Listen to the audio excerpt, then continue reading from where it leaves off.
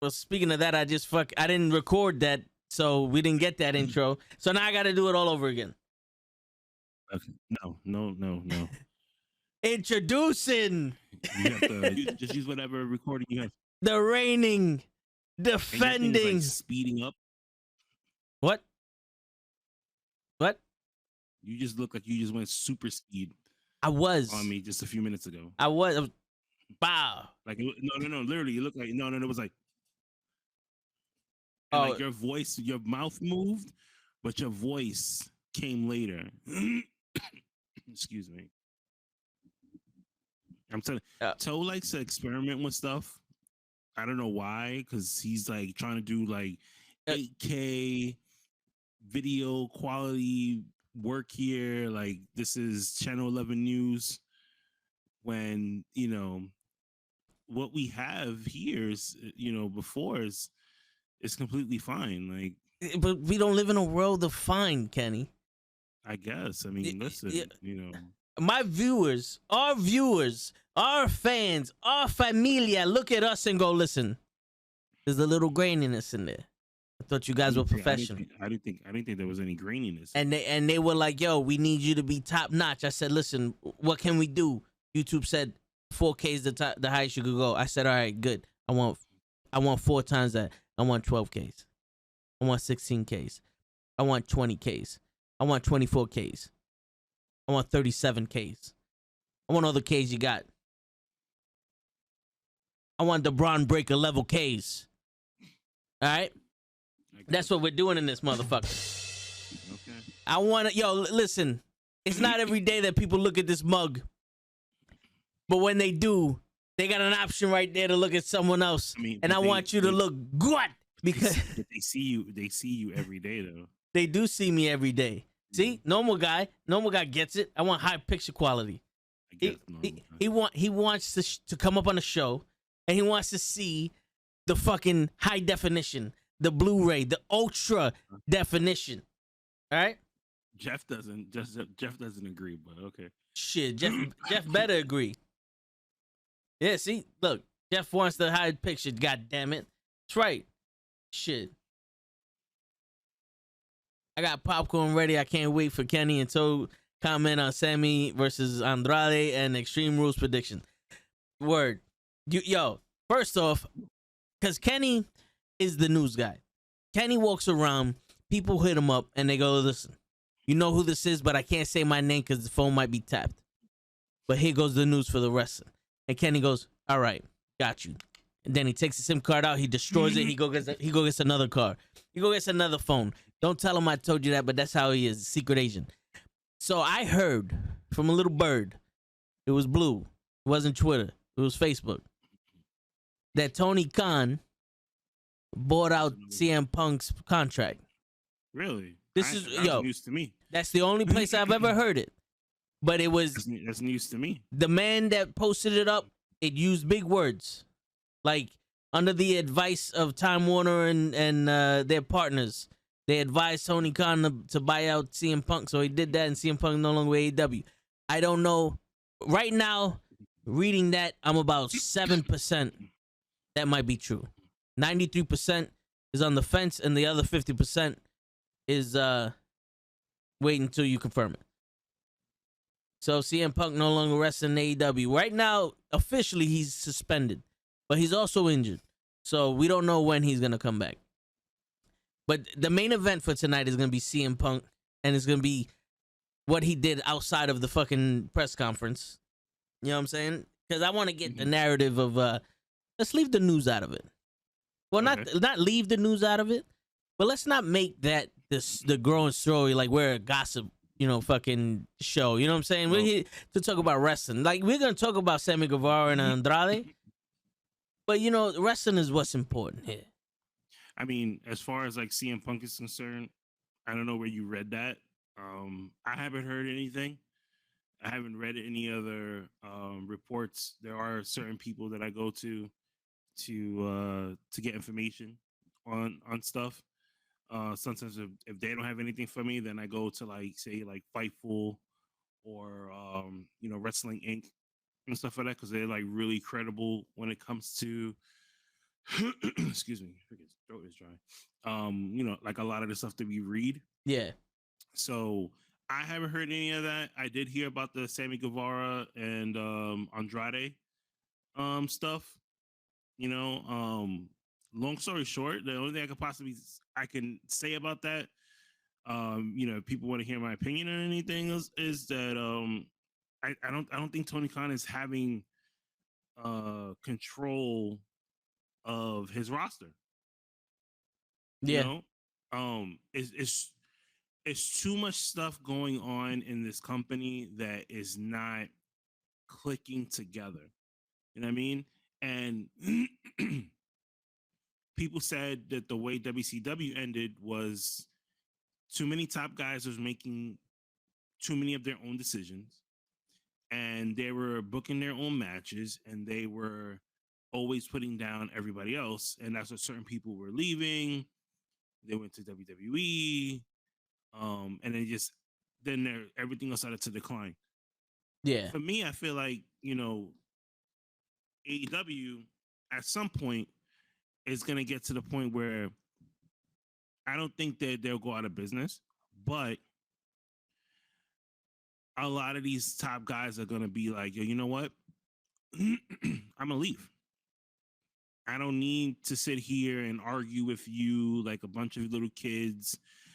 Like, I can go to another company where, guess what? They're going to put me on the road for 200 and something days out the year. They're going to give me, access to a better training facility.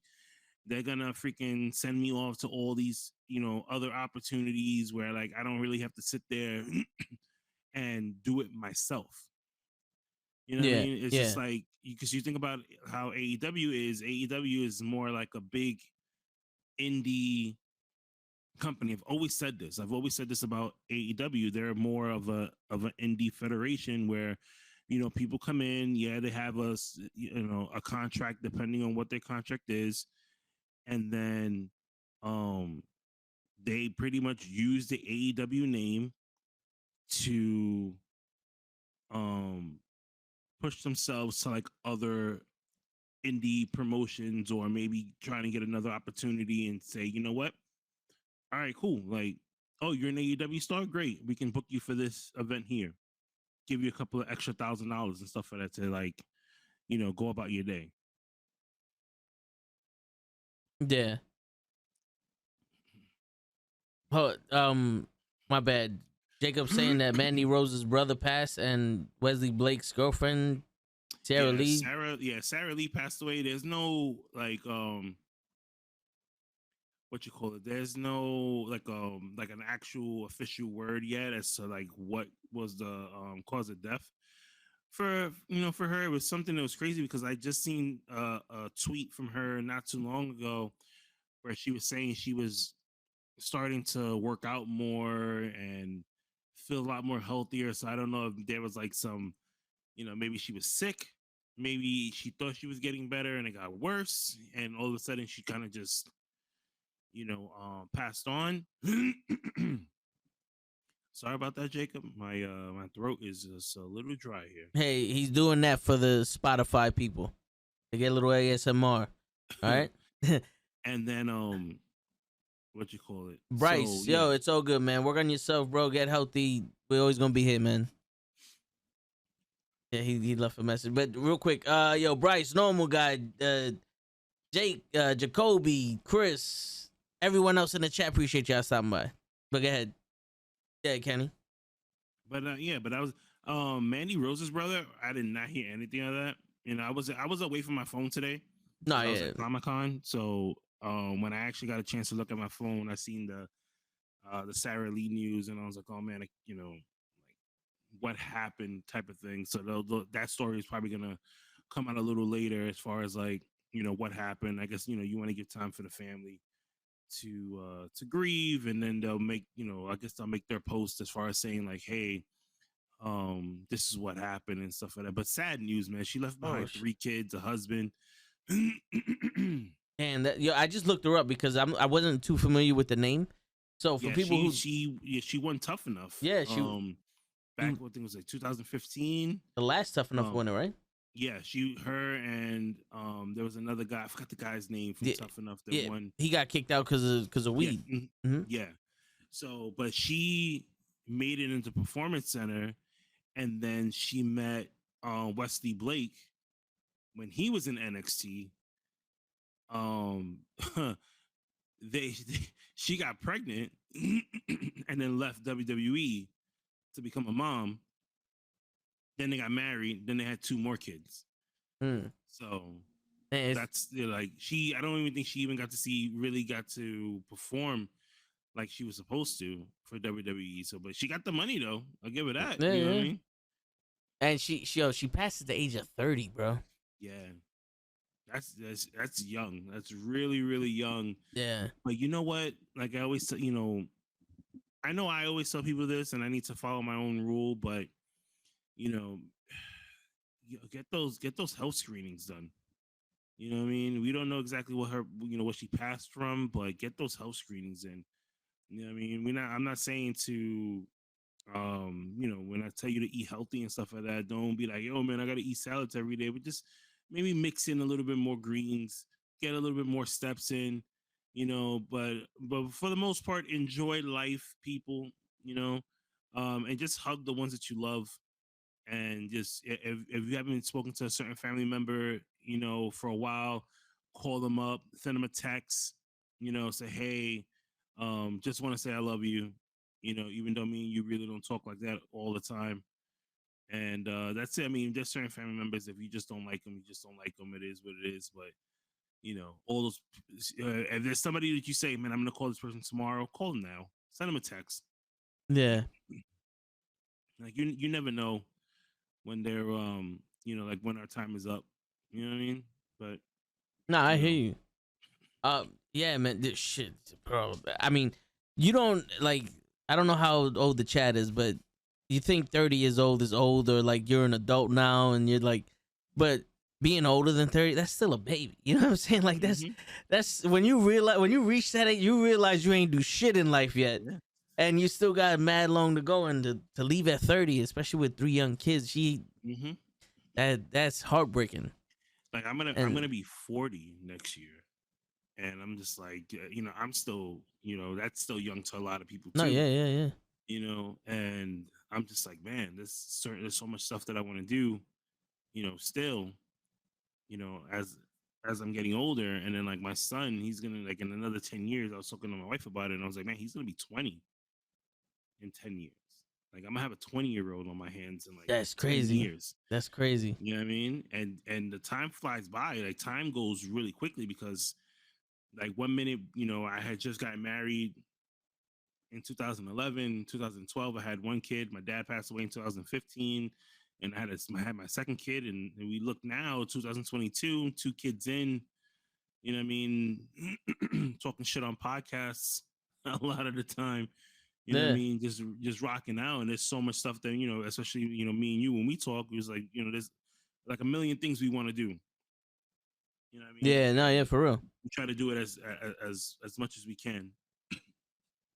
Shit, man, yeah.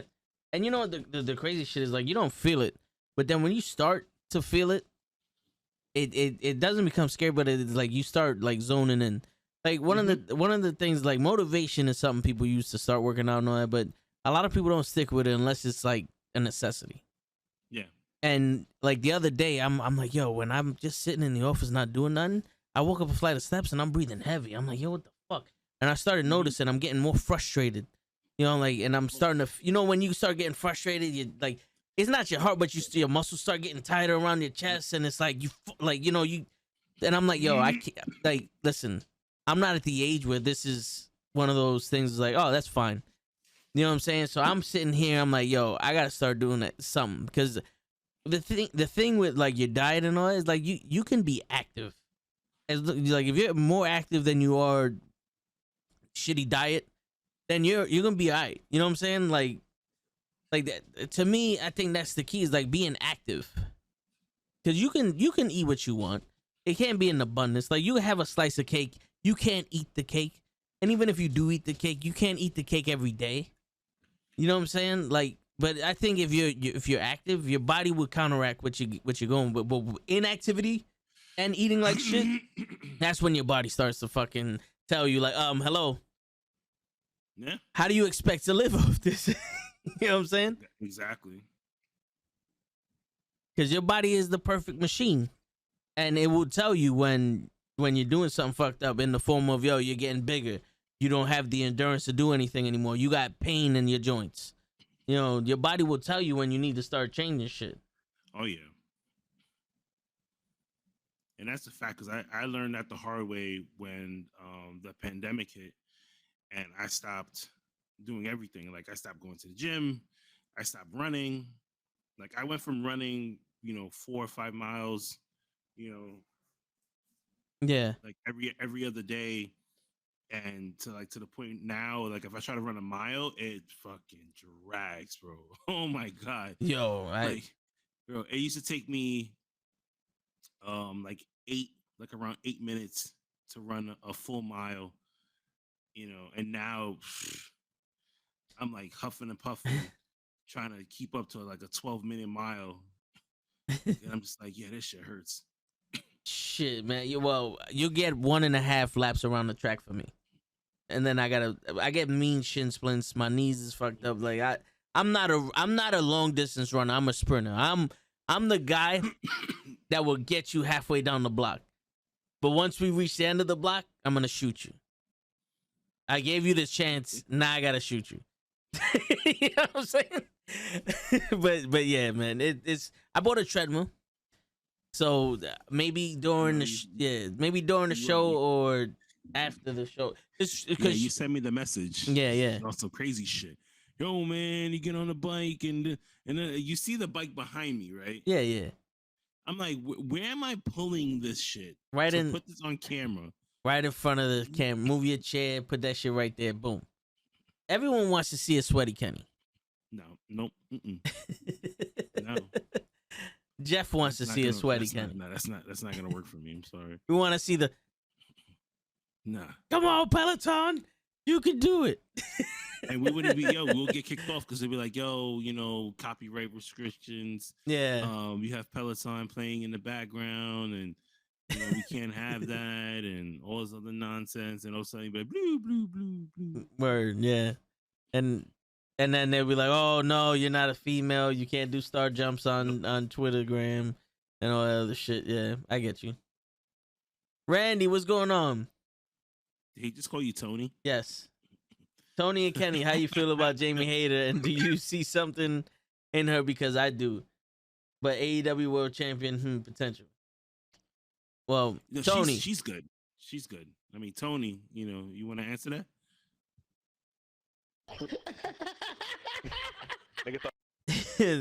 I guess Tony's gonna hold on. Tony, you want to answer that? Answer what? He asked you a question. Don't ask. I said don't ask. I said don't ask. No questions. Just give the money. Yeah, Tony doesn't ask questions. He doesn't answer questions. Yeah. All right, so I'll answer for him. But Kenny, you go first. Jamie Hayter, amazing talent. I think I love her gimmick. I wish that they didn't pair her up, again with Britt Baker, but as far as being like a AEW World Champ potential, I could see it. She has that star power. Yeah. For me, I feel like it's Britt Baker, her, Chris Statlander, Jade Cargill, and I wish they would give her more opportunities. Ruby Soho. Yeah. Like, those are like my top picks. Not Toni Storm? Or because she's already champion? I mean, she's starting to come in her own, but I understand why you didn't pick Storm, her. But it's just something about her that just doesn't click to me too well. She's like, I don't know if it like if her demeanor changed after NXT, but it's just like, I don't know. I don't see it. I don't see that same star quality that I saw back in NXT. And that's just me. That's just my opinion, because guess what? Toni Storm in ring There's a difference. Toni Storm, her in-ring abilities is great. But you also have to give me a little more personality in this. You know what I mean? Like, I can't get the coldness from you with the hand raised, shades on all the time. You know what I mean? You don't got that, like, I don't see that too much of that fight. And I think that's what it is. It's like, I don't see that same fight that she had back in WWE. You know what I mean? Like, Yeah. You know something? I completely agree with you, and I see what you're talking about. Like, inside the ring, second to none. But it almost seems like she's content with being a role player than being the star on the team, which could stem from her going, yo, fuck this. Like, she might have lost that love and feeling, you know, to coin a phrase from Top Gun, for the business when she left the WWE. Because let's not forget, she walked out right after a match with Charlotte Flair at WWE. Yep. And that's not something that you do when you're going, oh, fuck this place, I still love wrestling, I want to do it somewhere else. You do that on some fuck this, I'm out. And when you say you're out, that's probably you're out of wrestling. So she's probably like, Tony probably made her a deal that she couldn't pass up. You know what I'm saying? Like, and she's like, yo, fuck it, I'll do it. And it's not like she's giving us a half-ass effort. She's doing good in the ring. Like, she's an amazing wrestler, but I do see what you're saying. There's something there that's missing, because sometimes you watch her matches and her matches, like, it's almost quiet. You know what I'm saying? I seen a little bit of it yesterday in that trios match. Right. I'm not gonna lie, bro. Not because she forced me to twerk or because she took a picture with me, but I think Willow Nightingale's a fucking star. Yeah. You know what? She What's going on, Krills? You know, what's up, Krills? She's been killing it. She's been killing it on the indies. When you give her the opportunity, when you give her the opportunity in AEW or like ROH, you know, when they have something for her, she stands out. Yeah. You know what I mean? I was reading online when people were talking about, you know, Paige's segment. I'm not gonna call her Saraya because we'll butcher her name and then she'll get pissed off. Yeah. You know, but when Paige was there and she was talking about all the women in AEW, and she brought out all these people, the one person, and even though a lot of people didn't remember her name, but her personality and what she did in that moment, in those couple of minutes that she was on TV, stood out more than all the women that were there. Because a lot of people was just like, yeah, I don't remember that girl's name, but the girl with the purple hair, something about her, like, I liked it. Yes. And I was like, oh, Willow Nightingale. And I was like, yeah, I think that's her name. And I was like, yeah, like, so you gotta correct. Hey, yeah, that's Willow Nightingale. She's like from such and such, and she's wrestled on like all these, you know, amazing shows, and she's done this, and this. And I was like, oh, okay, cool. You know what I mean? Shout out to Willow. Hopefully, you know, we get you on the show. Word. I've been waiting. Check your emails. Stop playing. Word. Wait, listen, man. You got an open. I'm about to send her flowers next. Yo, you got an open invitation. I'm not gonna ask you because you might threaten my life again. Me and you, no, she can threaten my life. I just don't want to do it on my own show where I'm supposed to look tough. You know what I'm saying? Nah, I'm out in these streets. Nah, I feel you. But anyway, but no, you know what the difference is? Like, she's refreshing because she's not out there trying to prove nothing. No. Like, a lot of the girls out there are trying to prove something. Right. Whether it be they're the best wrestler or they're just as good as the men, she walks out there with a smile on her face, like, yo, I'm fucking here and it's enjoyable. She's having fun. She bumped into Toni Storm and she made a joke, and her and Toni Storm were laughing in the ring. Like, yo, good vibes are attraction. You know what I'm saying? Like, they like, you have good vibes, like genuine good vibes, and people are gonna attract to you. Right. You know, so if you know, that's not an act. Like, she was cool people's when we saw her at the show on Saturday. You know what I'm saying? Like, so she keeps this up. I can see her, you know, going forward, definitely. You know what I'm saying? Like, I wouldn't be mad if she was the one that would break Jade's record. Jade streak. Like, I wouldn't be mad either. You know what I mean? It makes a perfect fit because, you know, guess what? if you're looking for that like David and Goliath type of fight, Yeah. and you're looking for that really good baby face to win, then she's the person you need. Yeah. You know what I mean? Like, she's the person that could be like, yo, like, the baddies crushed them. Jade, I dominated her. Like, yeah, she got me a couple of rounds, but at the end, I did my Rocky thing and I came back and I won. Yeah. You know what I'm saying? And like, she could be that Rocky that could be like, hey, I conquered Jade and I became the TBS Women's Champion. Yep. You know what I mean? So she's beatable. Word. And yo, that promo that she had when it was against Jade, you like, it was one of those, like, you could tell she was on, like, she in the beginning she started stumbling, but then you could tell she got mad and said, fuck it, I'm going all out. You're not unbeatable. No one's unbeatable. One day you're gonna lose. And what if you're 38-1 and I'm that one? I was like, there you go, girl. You fucking tell her. Don't take no shit from this girl. You know what I'm saying? Tony, cut the shit, and Willow, let her have it. You know what I'm saying? But yeah, that's also refreshing, because that didn't seem fake to me. That felt like this is a real match to her. Like, she's really trying to beat Jade. You know, like, where other ones are trying to act and shit. You know what I'm saying? What's going on, Adam? Hold up, real quick. To answer, who asked the question? All right, to answer Randy, do I think Jamie Hayter can be a potential champion? I do, if they don't fuck up this run with her and the success of the fans. Because right now she's winning over the fans. They can't run this shit too long and lose interest like they did with Liv Morgan. You know what I'm saying? So, if, when the timing has to be right, she can definitely win a championship and be the new wave, because people are behind her now.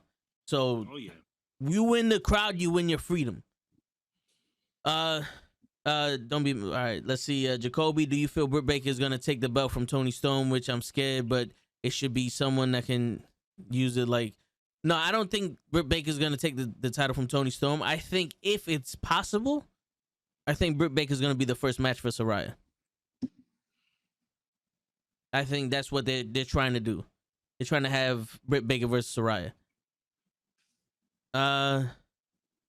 Let's see. Willow Nightingale is so different, which I like, Tony, but let's hope she cuts a decent promo. Like, when people try to feature promo would be cool. The thing is, some people just don't talk. Like, I'm pretty sure she can probably cut a promo to your liking on something that she believes in. Like, if it was a match that she like fought for, and it was like on a major pay-per-view and all that, they could do it. Some people just don't talk. You know what I'm saying? It's like, you could teach them all you want about a promo. Just some people just, unless they're into it, then it's not gonna be good. And she wrestles like something. I believe in good storytelling, but if you're gonna tell the story outside the ring, the wrestling is okay. But if you tell the story inside the ring, the wrestling's that much better. Like, MJF and Willa Yuta, that match was pretty good. It was better. It was better than the promos Willa Yuta was cutting. And and look, he's not a good promo. He's not. He's not. But it made it worth it. You know what I'm saying? It made sitting through those awkward moments worth it, because the match was good. You know, you get some better matches, and not better matches. You just keep. I swear to God, I don't know what it is about the fucking fans, but I don't think it's not like the men wrestling where they respect every man that's in there and they'll cheer if they do something crazy. Right. Like, they're just watching the women, and I don't know what it is. It's like, are they expecting them to do something crazy? Like, or are they just like, oh yeah, I like Toni Storm, and they're just gonna watch? Because they don't. Maybe it's different in the stadium. I know we was cheering for the girls, but that was because that was a high paced match. That match wasn't that long. Right. But it was like, sometimes I'll be like, yo, it is deafening. Like, it's silent in here.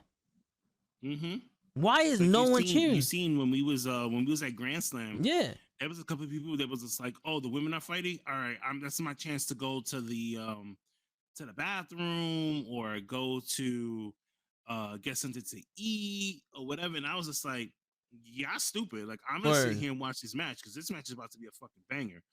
Like,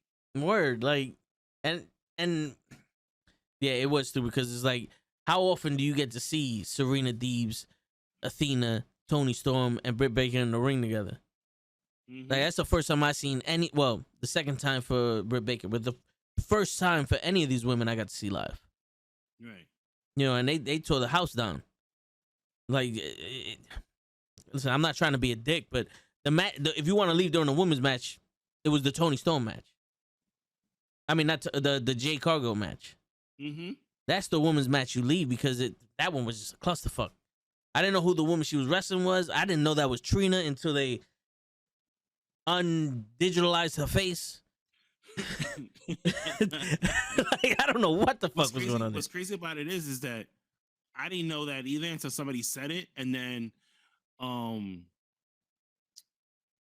watched the replay back of Grand Slam, and they never showed any of the backstage stuff. Yeah, they didn't. You know, and that's the difference between them and WWE. Is like WWE, you would know that, like, hey, this is going on backstage. We didn't see any promos at all. Like, I didn't even know why. I was like, why the fuck is Trina there? And then somebody was like, oh, because Diamante is from Miami. And I was like, oh, okay, well, still, why is she there? Yeah, this isn't Miami. You know what I mean? Like, this is New York.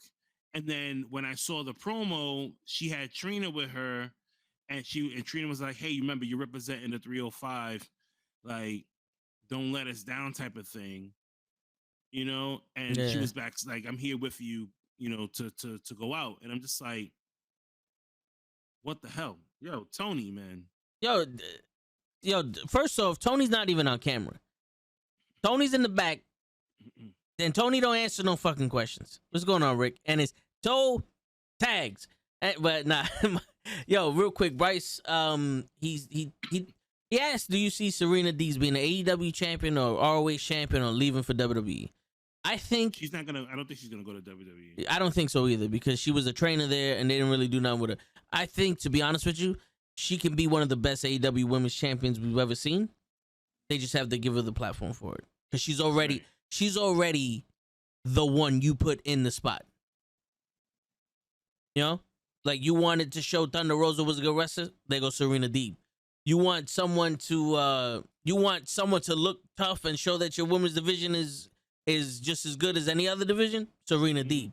You want to have Toni Storm wrestle for the interim title. Serena Deeb. You know what I'm saying? You want to make Britt Baker look legitimate now. Serena Deeb.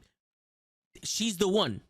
And if she was ever to win the AEW championship, I think the way that she wrestles and the way that she puts a submission move on and all that, she can be one of those heel champions that take a long time. It would almost be like a Roman Reigns-esque. Right. You know, like almost like a Dean Malenko, beat me if you can type shit. And then we'll see. Then we'll need an amazing wrestler to take the title from her. Mm-hmm. Vic goes, AEW does worse at promoting their women's wrestling than UFC did promoting Mighty Mouse. Hold on, we got the Mad Hatter herself in the building. What is up? This is I just came back from the tea party. With the white rabbit. A very birthday to you. I just went down the rabbit hole. I found the white rabbit. She's on her period. She's on her period. It's bloody. Excuse me. Everywhere. It's just. Whew. How was it? Things happen in Wonderland. You want to know it wasn't so crazy. Okay. It was, for me, it wasn't so crazy. I've dealt with crazier crowds. I think the San Gennaro crowd was a lot more, but the streets are a much narrow and everything. I guess I went too early. Maybe. I don't know, because I got there around 2-ish. So, who is the rabbit? Find out at Extreme Rules. At Extreme Rules, don't forget what the Dormouse has said. Feed your head.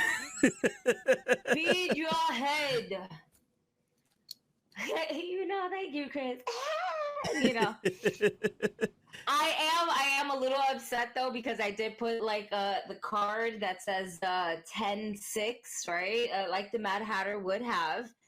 And within my first Uber ride getting to the Javis, it disappeared. And I was like, oh shit. Whatever. Oh shit, damn, that sucks. But it's okay. It's okay. It's something. It's a cardboard. I did it myself. It's okay. If that was like the biggest problem I had, then that was okay. Word. However, that wasn't my biggest problem I had. The biggest problem I had was the traffic coming back from this bitch. I swear to you, if my feet were not on fire from the boots that I was wearing today, I don't know what possessed me to wear little taquito boots like this, okay? Thinking that I'm going to survive. I thought I was going to survive, all right? Yo. No. There was a couple of times I said, I'm going to sit my happy ass down, and I'm taking these boots off, and I'm going to be boot free. Are we walking? We're not walking. I'm not walking barefooted. We're not doing that. But I am going to set my feet down for at least 20 minutes, because what the fuck was I thinking? Should have worn my flat boots. But it's all right, though. It was worth it. It was worth it. I found the white rabbit, and that's all that matters. What's crazy about it is that you're talking about your boots, right? So me and my sister went this morning, and she came to the car. She got in, and I looked at her, and I was just like, okay. I seen her outfit. She was dressed up as some anime character. I have no idea what it was. We go and park the car, and then she's walking, and I go, are you cool to walk with these shoes? And she's like, yeah, it's fine. It goes with the outfit. I said, okay, no problem. So now we're walking, and you know me, I'm a quick walker, toe nose. 15-minute mile. Yeah. So she's starting to like struggle a little bit, and I'm just like, all right, so now I gotta slow down, get her up, until she catches up and stuff like that. And we get inside the Jacob, we get our tickets because I have to get this pass today. And she goes, yeah, I'm not walking in these. Hold on a second. And she just switches to her sneakers. And she stood in her sneakers the rest of the time. And I looked at her and laughed, and I was like, I knew this was gonna happen. Like, no, I did not bring sneakers. I was going to be bitching and moaning. I'm a trooper, but I'll bitch and moan about it. My fuck up. I should have taken no matter how bad my feet were hurting me, I should have taken the train home. I would have been on here probably on time. I completely forgot that the fucktard president that we got is in town causing massive amount of traffic. Mm-hmm. I completely forgot about it, and I'm just like, I'm literally sitting in traffic where Uber writes to me, hey, we noticed you've been stuck for a while. Are you okay? And I'm like, no. I was kidnapped. I'm not okay. I'm kidnapped. Yo. The fucking president got me trapped in traffic. The president's trying to find the white rabbit, and it's keeping me trapped in traffic. This is bullshit. Word. I'm surprised I didn't get pulled over the way I was driving back to the Bronx. The way you was driving? Yeah. Yo, let's get this straight. My man got mad when I made a left turn. You will be proud of me, the freaking Fast and the Furious twists and turns that I was doing on the streets of New York City today, boy. You would have thought that I was driving a PD car right now with the lights and sirens on the way I was driving. I gave no shits to anything that relates to traffic rules and regulations, because I was like, because my sister goes, hey, I'm tired. I said, okay, cool. I'll get you home, because I was gonna put her in an Uber, and then I was gonna go pick up the kids. So then I looked at the time, and I'm like, okay, it's 3:30. I could maybe take her to the Bronx, because she lives by Gigi's way. She lives like a couple of blocks, like going towards Yankee Stadium. Okay. So I said, okay, I can easily just go. Okay. Right. So I said, I could probably get there quick. So we jump on. I'm trying to get to like 42nd Street and make the turn. I jump on the west side, bumper to bumper traffic on the west side highway. Finally get to 125th Street, and I say, you know what? F this. I cut to 125th Street. I cut through all these blocks. I literally zoomed through the whole entire street where it said the bus lane only. got down to about the Apollo Theater, and I seen two cops, and I was like, let me pull to the side. I get her there. The GPS says, hey, you'll get there by like 4:40. I said, no, that can't happen because I gotta go pick up the kids by 5:30. Start making all these turns. I get there a little before 4:30. Now I gotta get my ass back to Brooklyn. It's bumper to bumper on the BQE, bro. Damn. When I mean I was cutting through lanes, I was like, I got there like maybe like 7 minutes late to go pick up the kids when the GPS said I was going to be 15 minutes. Damn, Jesus. That's wild. Yeah, no, my Uber driver found... Word. My Uber driver definitely... was like, why is this guy not fucking moving? Fuck this guy. He literally like skipped the guy. There's this fucking lane, right? Just like backed up, and he's like, I don't understand this. So he went into the empty lane, drove all the way towards the front. There's just one car holding everybody behind. Wow. And then he just cuts right in front of them. And I was like, Jesus Christ. Meanwhile, Riley's in the car like, I need to go to the bathroom. Oh my God. I'm tired. My feet hurt. Can I open a Tokadoki when we get home? Yo, I went crazy with the Tokadoki store. That was great. Yo, how was that line long? It was long, but it moves. The Tokadoki lines are long, but they move. You know what? You're lucky because when we hit that line, it was like. My sister was like, damn, does it take this long for all these lines? And I was like, no. I was like, I don't remember it being like, like a lot of these lines, like, and it was because they were short-staffed in the morning. So I'm assuming they were short because the girl said, oh, we're short-staffed today. And I was like, today, bitch, this is day one. Word. Niggas called out. Cold out. Like, you know what? I'm going to do the afternoon because I guess less people will come in the afternoon. And I got there at 2. Right? So we went to the Tokadoki line. Uh-huh. And as we were going to the Tokadoki line, I was like, oh shit, Nerd's Clothing is like right behind us. Uh-huh. Okay, cool. So I just happened to look by and I was like, they were still there. I seen Big E and Xavier Woods and Tyler Breeze, but you don't know who Tyler Breeze is, but you know who the New Day is. That's 2 out of 3. And she's like, where? I was like, there. And she's like, the hell with the Tokadoki line. Literally, the hell with the line. And I just looked at her and I said, I'll give you this one go. Let's go, kid. And we went there. We were like, hey. And he's like, oh, hey. I was like, oh, is this over? Is this done? We're not, no mas? He's like, yeah. And I was like, oh, damn. She just saw Big E and she just wanted to see him. And he's like, damn, you're breaking my heart. I was like, I know, but it's not my heart that's broken. It's hers. And think of the children. Who did you speak to? I don't know, some fucking guy. I didn't get a chance to go back there. I just saw the New Day and Tyler, and I was like, oh my God, I gotta get this moment right fucking now. Mm-hmm. And the guy was like, you know what? It's cool. And I think he was like, and then the moment Xavier Woods saw her, he was like, it's Sailor Moon. The guy was like, yeah, you guys can go. You guys will be the last ones. I was like, oh my God, thank you so much. We didn't buy merch. We didn't buy anything that you had to like. I don't know if you had to buy something to. No, you didn't have to buy anything. No, you didn't have to buy anything. I didn't know. I just went for it. And again, this was not for me. My moment, I saw them live. I see them. I interacted with them.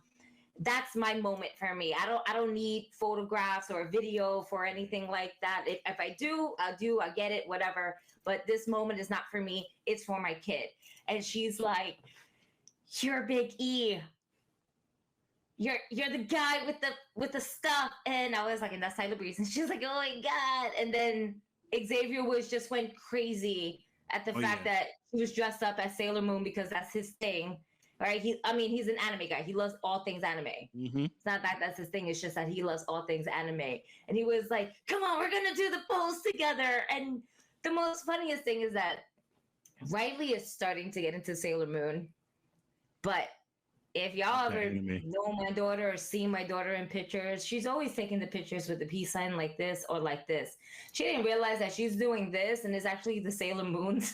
And I'm like, this is perfect right now. Like, holy shit, this is awesome. By the way, Hocus Pocus 2 was a fucking good movie. I don't care what anybody has to say. I haven't seen it yet. I'm going to watch it this weekend. Listen, it's not like the first, and there's nothing like the original. However, it does its part. I'm just saying it doesn't. I'm not saying anything. No. Okay. Don't ruin it for me. Nothing's ever the original. Look, at any films that you guys fucking do, nothing's ever going to be as good as the original. That's just, except for, let's just keep it like that. Yeah. And 15 minutes into that movie, freaking Laura dies, which I was sad, bro. Because the fucking tree hit her. And why are you looking at me like that, Kenny? I'm looking at you like this too because I'm like, what the fuck are you talking about? I didn't see Hocus Pocus 2. I know you did. I'm about to ruin Black Adam and fucking Black Panther for you in a minute, bro. Yo, you ain't ruining shit. Remember, I got the first off. I got control. I got control. All right, Kenny. That's okay. I'll send you text messages every day with little clips of shit, just randomly. Like we'll make a freaking. He came back. Look at that. he came back. TikTok. But I gotta go back. I have to go back on Saturday to Nurse Clothing because I have to pick up some shirts. All right, Bryce. But that's why I had text you because. I know the guy who owns Nurse Clothing, so he told me that they were gonna be there before they had posted it online. So I was like, "What?" He was like, "Yeah, you need to come on Thursday." And I was just like, first he told me you need to come on Thursday, and I was like, "Why?" And he was just like, "Oh, well, we're gonna have this." First he hits me with the jackets, right? You know, he got to make his sales, and I was like, "Oh, okay." Like I'll probably cop a jacket or whatever. He's like, "All right." And then he tells me about like the Major Brothers. I'm like, nah, I'm not copying any merch from them. They already had enough of my money throughout the years. I'm good. And then he's just like, I said, yeah, but he's like, I said, I'll come Saturday. And he goes, no, you need to come Thursday. And I'm like, why? So then he goes, New Day and Tyler Breeze, they're gonna be at my booth on Thursday. And I'm like, you all right, I'm coming. All right, I'm coming on Thursday. So then I hit up. So one of my friends is really close friends with Big E, right? So I hit him up and I'm just like, yo, I'm gonna meet your boy on Thursday. I was like, are you coming to? I was like, because I haven't spoken to him in a while. And I was like, are you coming to Comic-Con? And he's just like, no, because he had some stuff he had to do. He was like, why? I was like, yeah, because I heard Big E's gonna be there. He goes, yeah, he told me that, him and Woods.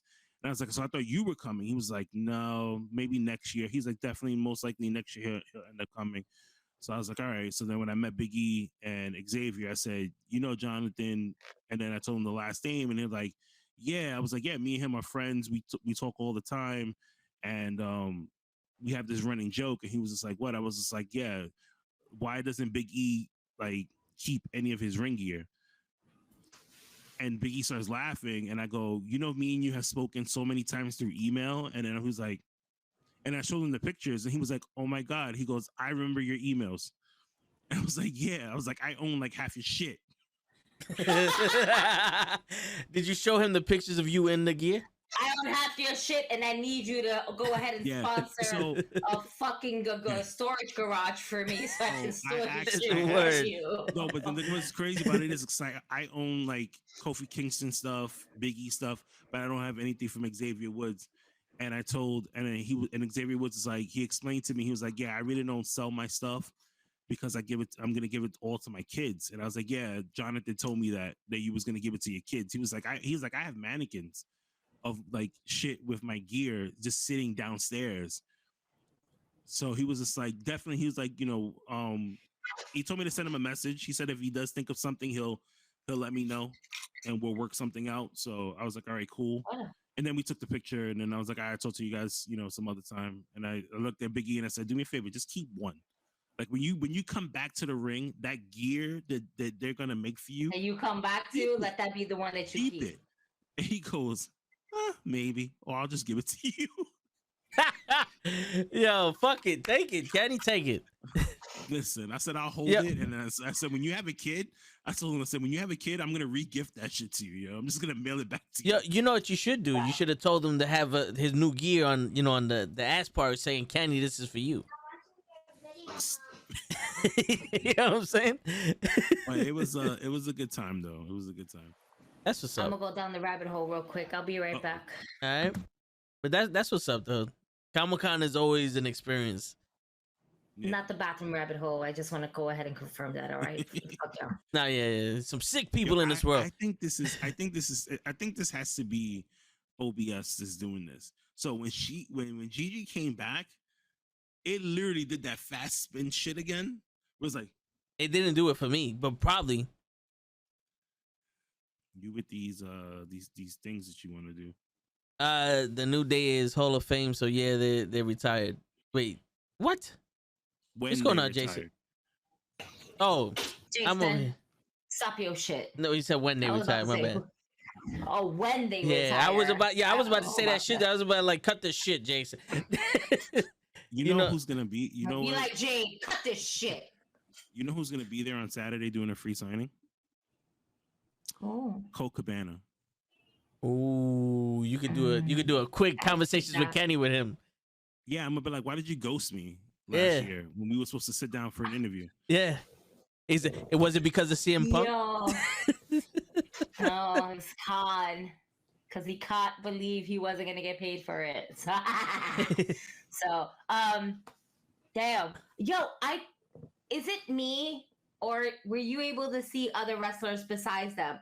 Because besides Mick Foley, I know you saw Mick Foley, but I didn't see anyone there today. I was like, I didn't see any AEW booth like there was for the last.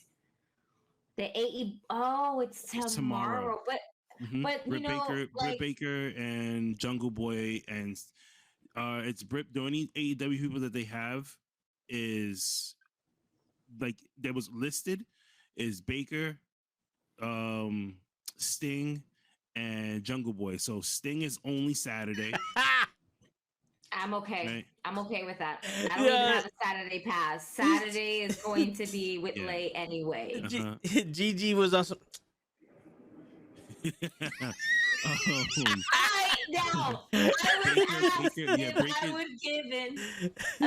was asked if I was gonna ever give Sting a second chance. I would now. I would give Sting. I believe that everybody deserves a second chance. But if he gives me another dry ass fucking Sting, right, I would tell him, you know what, Sting? You know what? And that's what I'm scared of. And after the picture, I would have been like, yo, you know what? Go fuck yourself afterwards. You're so dry. Word. I didn't meet Sting. I met Steve. And I don't know if you know this, but I don't do well with Steve. So Steves can go fuck themselves. All right. For real. All right. You're going tomorrow, right? Solo dolo. And I'm not dressing up. Yeah, Baker's gonna be there tomorrow. Wear your comfy shoes. Yeah, I know that I am being me. I am not the Mad Hatter looking for the white rabbit. I found the white rabbit. That bitch is on her period. It's all over her face, her chest, everything. Like, I don't know if she's on her period. Maybe she killed somebody. I don't know. I don't know. Who's to say the white rabbit's not a female?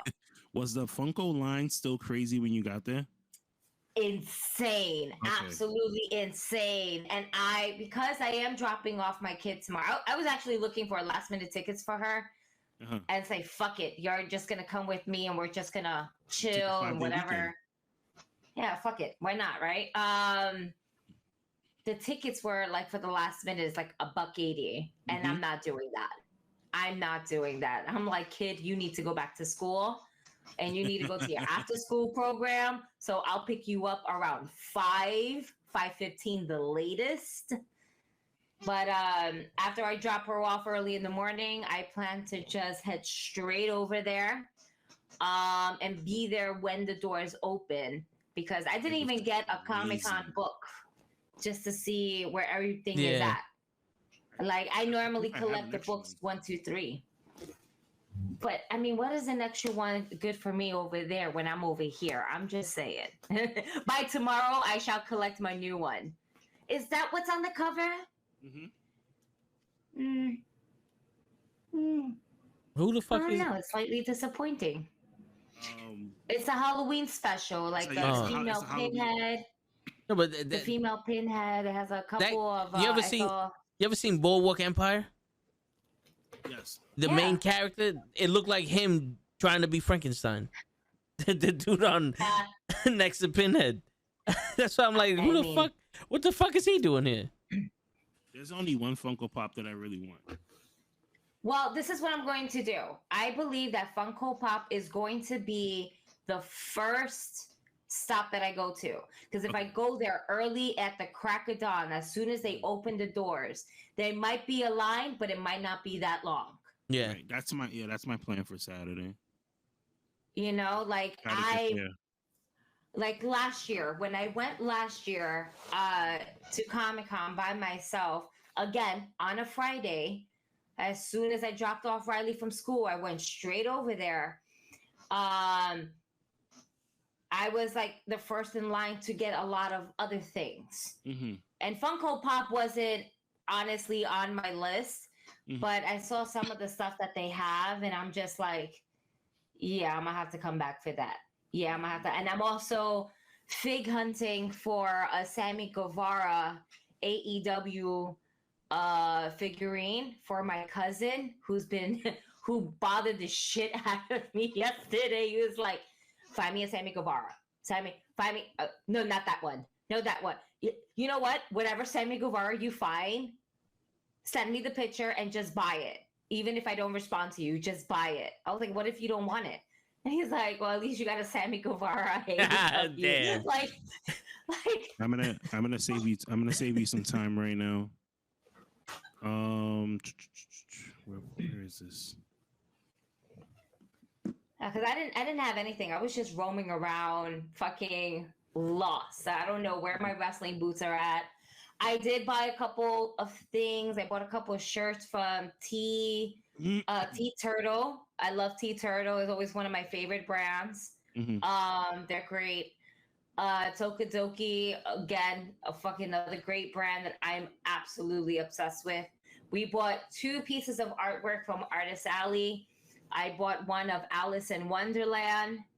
And I found Riley a Sailor Moon that she loved. And then after she found her one artwork, she's like, can we go home now? I think I'm done. I'm done. I was like, we just got here. Yeah, but I found my one Sailor Moon. I was like, what happens if you see another one? She's like, well, you're coming back tomorrow. So if you see something and you think I like it, just get it for me. I was like, oh yeah, Casina, just get it for her. Like, yeah. You made her money. Sure. Right? Here's money coming out of the hat. Here, it's not a white rabbit. It's my debit card. My other credit card. Oh, look, there's a butterfly that's coming out that says, I'm broke. You don't see it? It's beautiful. It's like, beep, beep, beep, beep, beep. It's flying away. Okay, so I've seen that butterfly a couple times. Yeah.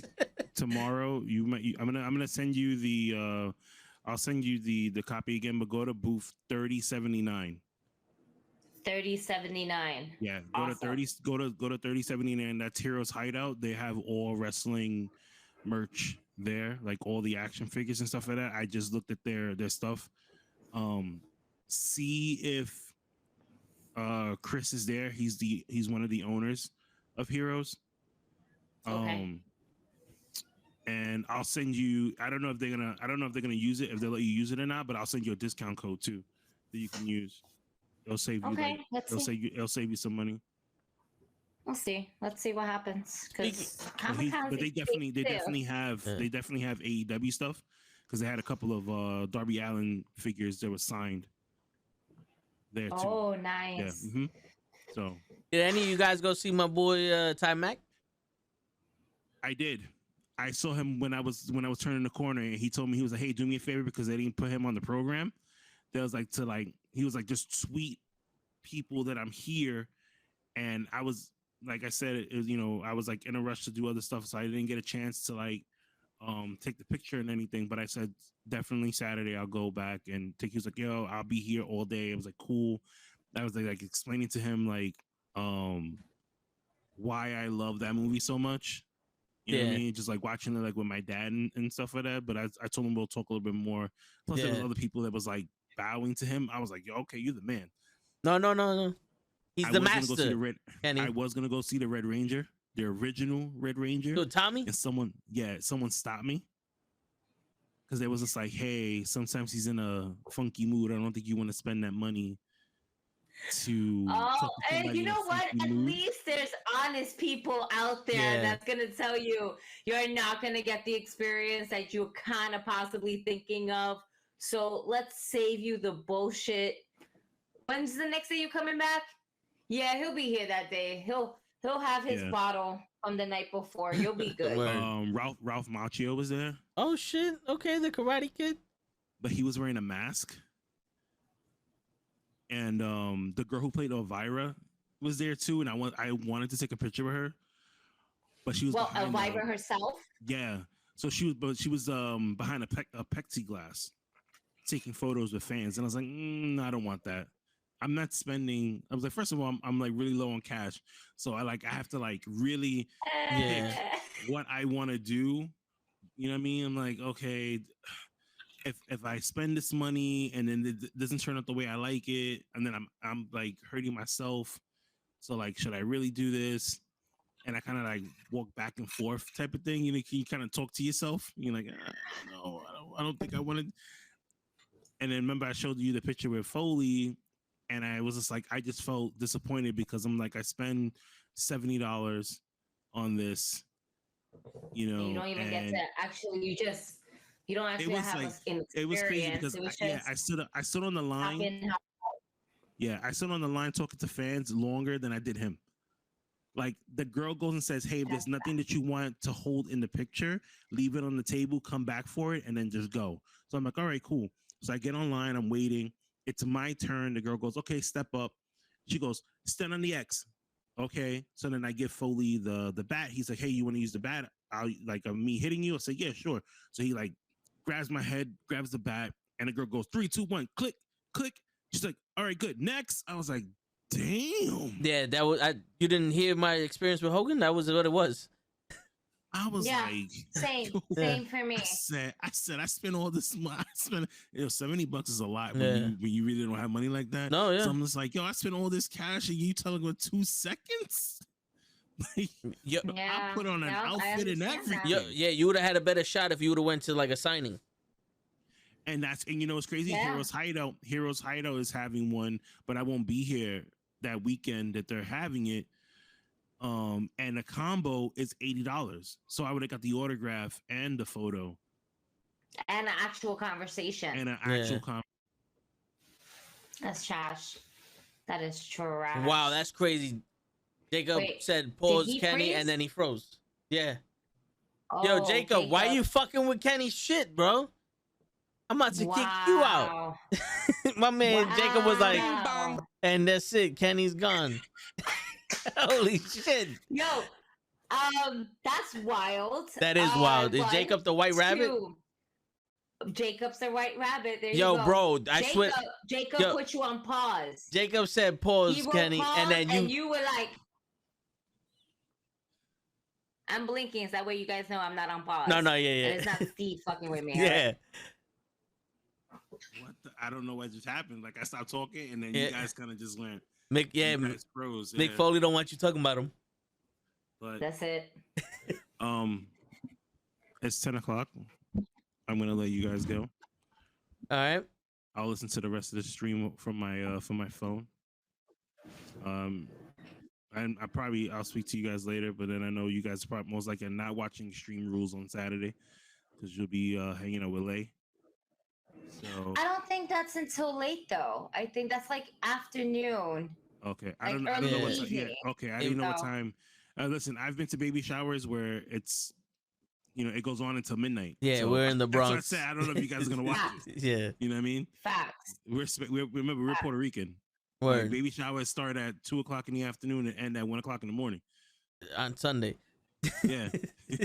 Yeah. It starts Friday night and ends Sunday. But all right, man. I'll talk to you guys later. All right, bro. Appreciate you stopping by. All right. So Comic-Con was something. Yeah. It was tiring. Was good. It was good though. It was a good energy, good vibe. Honestly, as soon as me and Riley walked in, somebody wanted to interview us instantly. And yep, I swear to you right now, I don't remember whatsoever. I know it starts with an R, but I can't remember the name of anything. They didn't give me a business card. They say catch us on this. I was like, okay. In about 5 minutes, I was like, what is it? Word. Oh, and now we have Sailor Moon. Sailor Moon is in the building. She's chilling. What's going on? Go wash my hands and I'll come. Sorry. Okay. What happened to your red bow? Took it off. Oh, okay. As long as you know where it's at, that's okay. Mute it for a second. Wait. Give me 5 minutes. I got you. Give me 5 minutes. I can't hear a thing you're trying to tell me right now. Let's cancel noise cancellation so I can hear things around me now. Word. It was cool. Very cool. We got interviewed on the spot instantly. I bumped into some of my friends that it was the most funniest thing. One of my friends was interviewing this Amazon girl. I swear to you, she was Wonder Woman, but this bitch was tall as an Amazon. And I was like, that's a tall ass bitch, right? You take a picture with her. And then when I realized who was filming her, and I was like, these motherfuckers. And I went up to my friend. I said, what up, Al? And I like this to my daughter. I was like this. You see this guy right here? You don't trust this motherfucker right here. This guy, he's an asshole. He's a straight up asshole. You don't trust him. He's not good. He's not a good guy. Just to let you know, he's one of my friends, okay? That's why I know he's not a good guy. All right? He's just an asshole. Dirty asshole. Don't say he's a dirty asshole. She's like, can I call him an asshole? I was like, no, you can't call him an asshole. Wait until the second time, then you can call him an asshole. Word. They interviewed this Amazon bitch, and then they interviewed me. So I will definitely, and their name is escaping me, and I know it's starts with a P. It's productions of something. Oh man, I'm sorry, friends. Once I get the information, I will go ahead and post it up on my IG, and you guys can go ahead and watch it and see it. It's pretty cool. It's very cool, friendly, and stuff like that. But yeah, it was just a really cool experience. And we had somebody else recording Riley, where they were like, can we just record you just looking up and looking excited? And then she's just like looking up, and then she started getting nervous, and it's just like doing this weird thing with her mouth. And I'm like, why do you have your tongue out? She's like, well, she wasn't doing that. She was doing something else. I was doing this. No, you weren't doing that. You had your tongue out like, some weird shit. Go take a shower. You were hugging way too many people. Go get a tokadoki. Only one. What is a tokadoki? Is that like them thin ass burritos or something? No. I don't eat extravagant food like that. I didn't even know tokodokis existed. So tokadoki in Japanese means maybe. And I have tokodokis. They matter of fact, you can't really see them, but my unicornos, in which we're gonna show you. We're gonna do an unboxing of a Tokidoki. Okay. And it's just little figurines, and they don't come always in these particular figurines but they're most popular for unicorns that has different wings, different patterns on them, and everything like that. Oh, okay. I legit have an army full of them up there.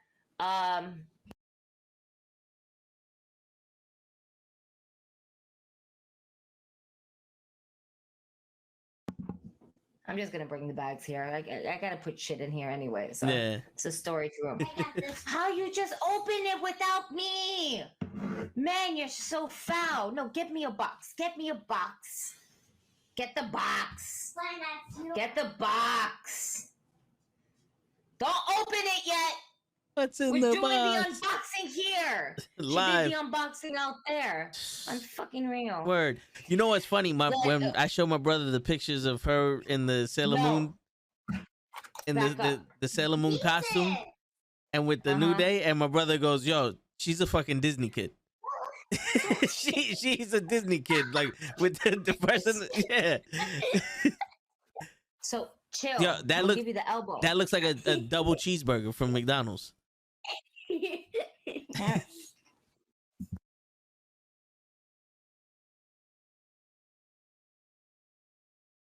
Those scissors. Put the scissors down. Give me this shit. Jeez, when you put my All right, Sorry, y'all. All right. So this one is a new one, right? Fast food besties, right? This is what they are, fast food besties. So odds are you're gonna get one of these, right? All right. Sorry. There you go. All right. The one that Riley just finished unboxing was this little fella, Milkshake. Oh, okay. Milkshake buddy. Milkshake buddy. This is a Tokidoki. Get me the unicorn one. Unicorns. All right. Okay. Cute little things like this. Very cute, but it's just animation. And so you're gonna stay still, Milkshake? Stay still. All right. Jesus Christ, it's gonna be fucked up here and shit. All right, this fast food besties. We got Benny, PG, which is popcorn guy. Wow, PG. Can we get rated R? Burgerilla, small fry, bite size, little burger. That's so funny. Pizzasaurus. I hope I get that one. Roller shakes, which is the milkshake one. Pig O noodles and soy cool. Soy cool is a little fucking seafood, fucking sushi. This is shit. mine. Soy. This is mine. The new McDonald's okay, food. we'll open up yours. So you made me grab me this one already. So Yeah, we're just Jeff. gonna unbox this. All right. Anthony We're wants. doing an unboxing here. This is a new thing. Look. And then Anthony, it we got you with- after the unboxing. Stickers. Yes. We got we got stickers. Did you get stickers on yours? Yeah. That is mine. I'm back up. You got your own. How I still got my Right. toy. All right. This is a blind box, so we don't know what comes in this. Back up, kid. All right. These came in handy. Thank you. Big Mac All gummy. right. And just a big whiff of that new plastic smell. Oh, It's okay. just- I was about. They gave you a stink bomb, Oh, Doki. shit. And we got the pig. This is Pig O noodles. Look at this shit.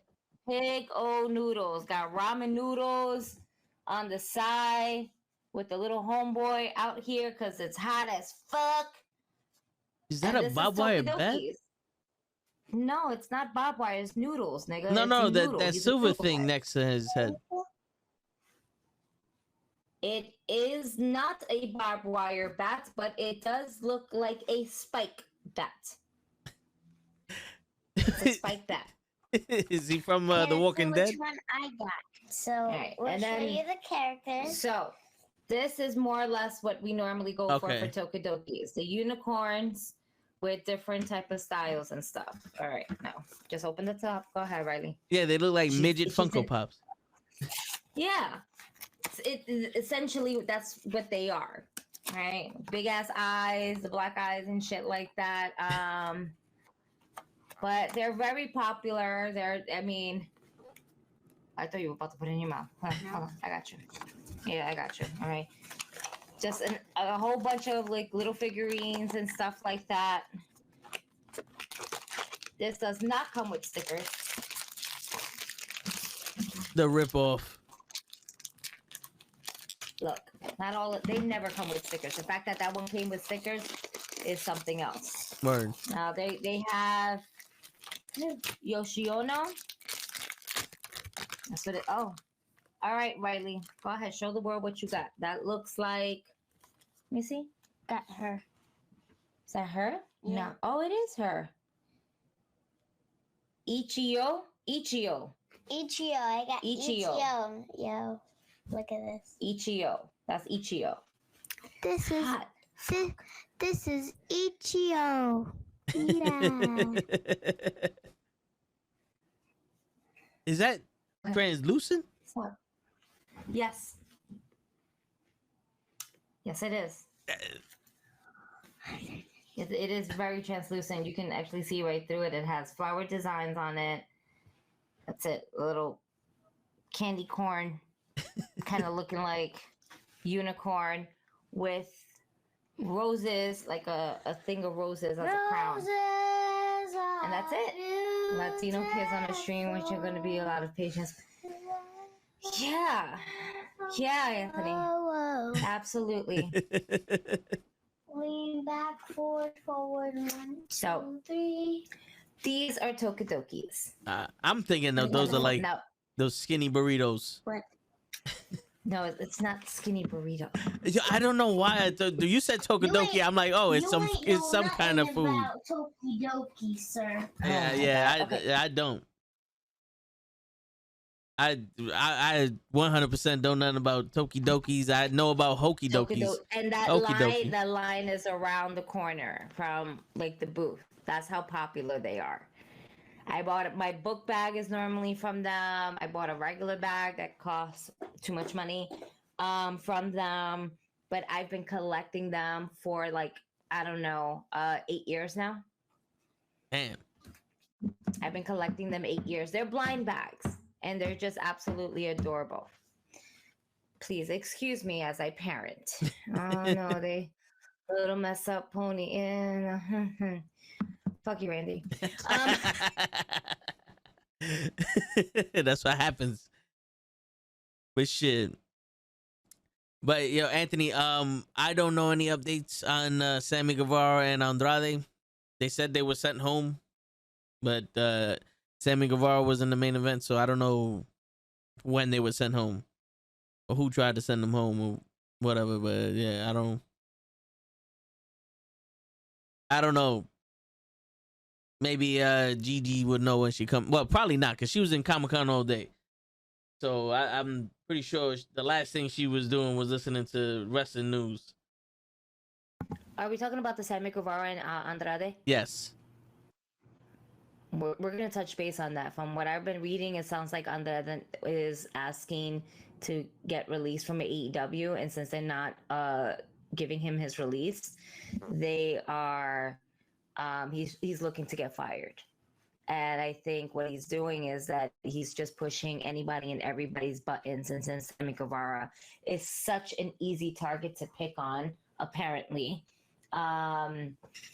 we are getting this nonsense. And because we're getting this nonsense, now we're not getting the match that we were supposed to get, because supuestamente Andrade was throwing hands to Sammy. Like, it seems like everybody's trying to pick a fight with Sammy, because Sammy's an easy target to pick a fight with, right? So what ends up happening is that there was an altercation that happened backstage. Please put these back. And because of this altercation is why we are no longer getting Andrade versus 10 from the Dark Order. So instead of that, we're getting 10 added to the Dark Order. And thank you. Costume off. Let's go. Ja. I'm hungry. You're hungry. I bet you are. Get your ass in the shower. I know, but I'm hungry. You gonna cook up some tokadokis. And I'm thirsty. Put some tokadokis in the microwave. We're gonna put some tokadokis in the microwave. That's what Toe said. We're gonna give you a tokadoki sandwich. No, hold on. No, nothing. If you don't get your ass in the shower, girl, we gonna have some problems. No, I'm not putting my Tokidokis in the microwave. You're gonna get arcade-o any minute now if you don't get your shit together. I love you. Bath now. Girl, you better go with your ass over there before I 300 you. I'm gonna fuck this little. You're looking to get your ass whipped today. No, then apúrate, mija, porque nosotros no tenemos tiempo. Uh-oh. You know it's serious when they start speaking Spanish to you. You know, Have you noticed? I've been doing my hair extra lately because these gray hairs just keep coming out of nowhere, and I don't know why. I don't know. It used to be black on my chin. You ain't got no kid. Shut the fuck up. No, but it's been reported that Andrade was sent home, Sammy was sent home, everybody was sent home because Tony Khan does not have control over his company. Yeah. He has zero fucking control. Zero. You know what that zero means? That zero means we're going down the rabbit hole and we're going to find out who the white rabbit is this Sunday at Extreme Rules. Word. Listen. Yeah. This is what's happening. Yeah. This is what's happening.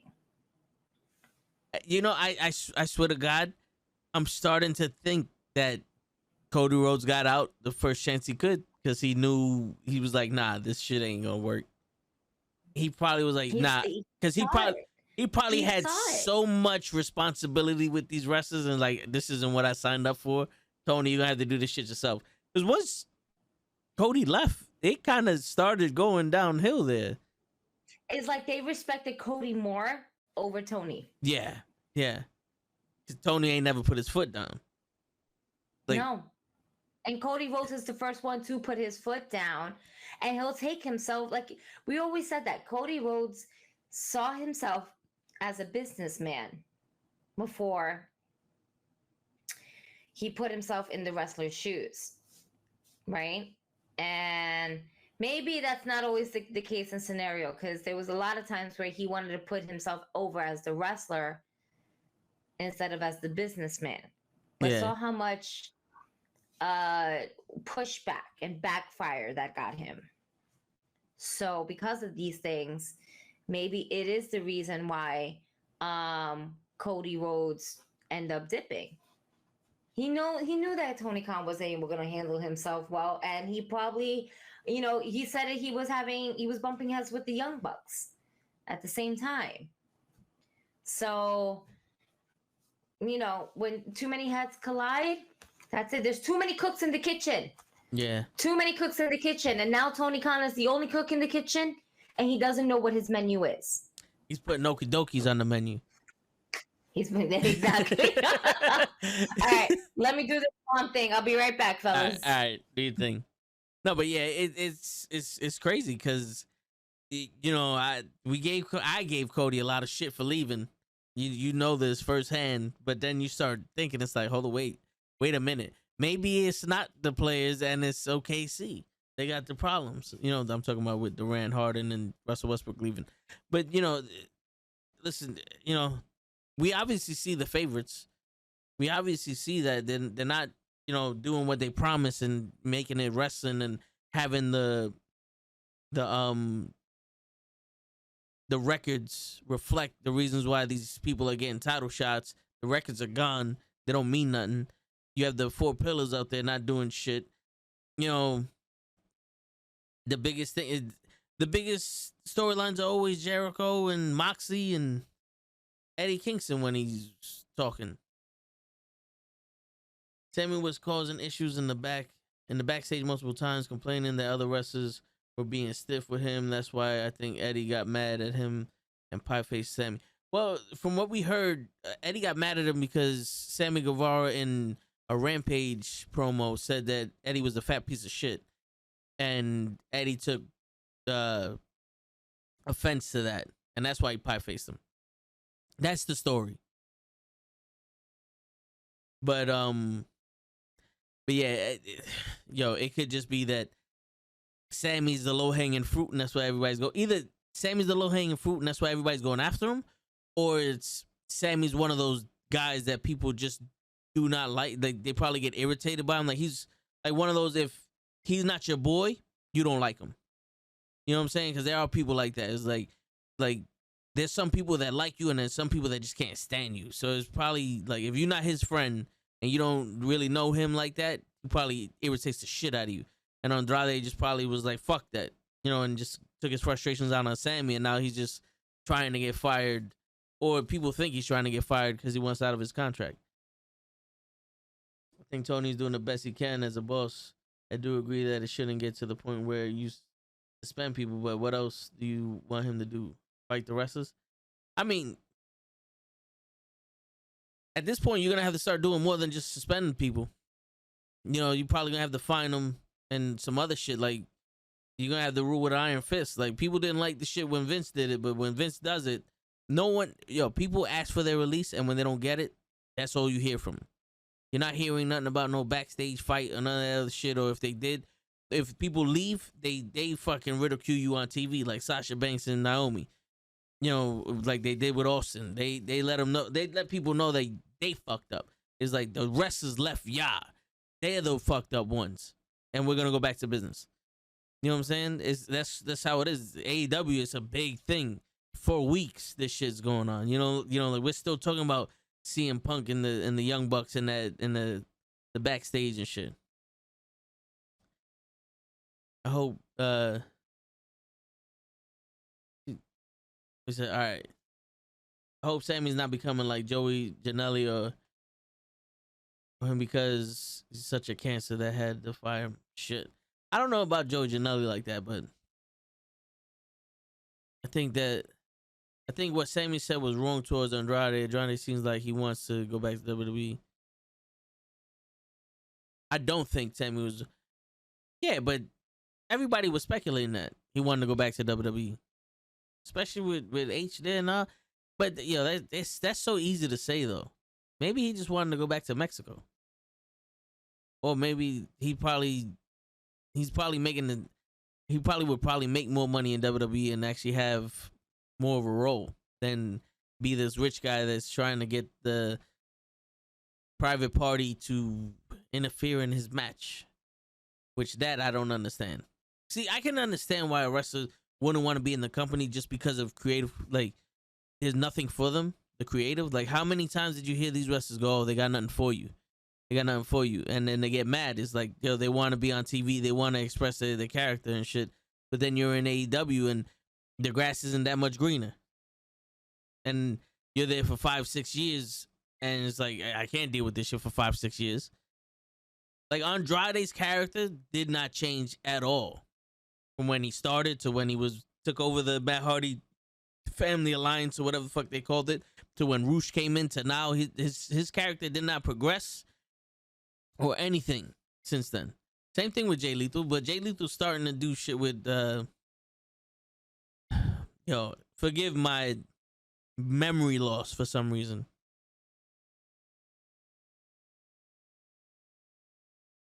Holy shit. Well, we'll get back to that. He just fought him on fucking Dynamite yesterday.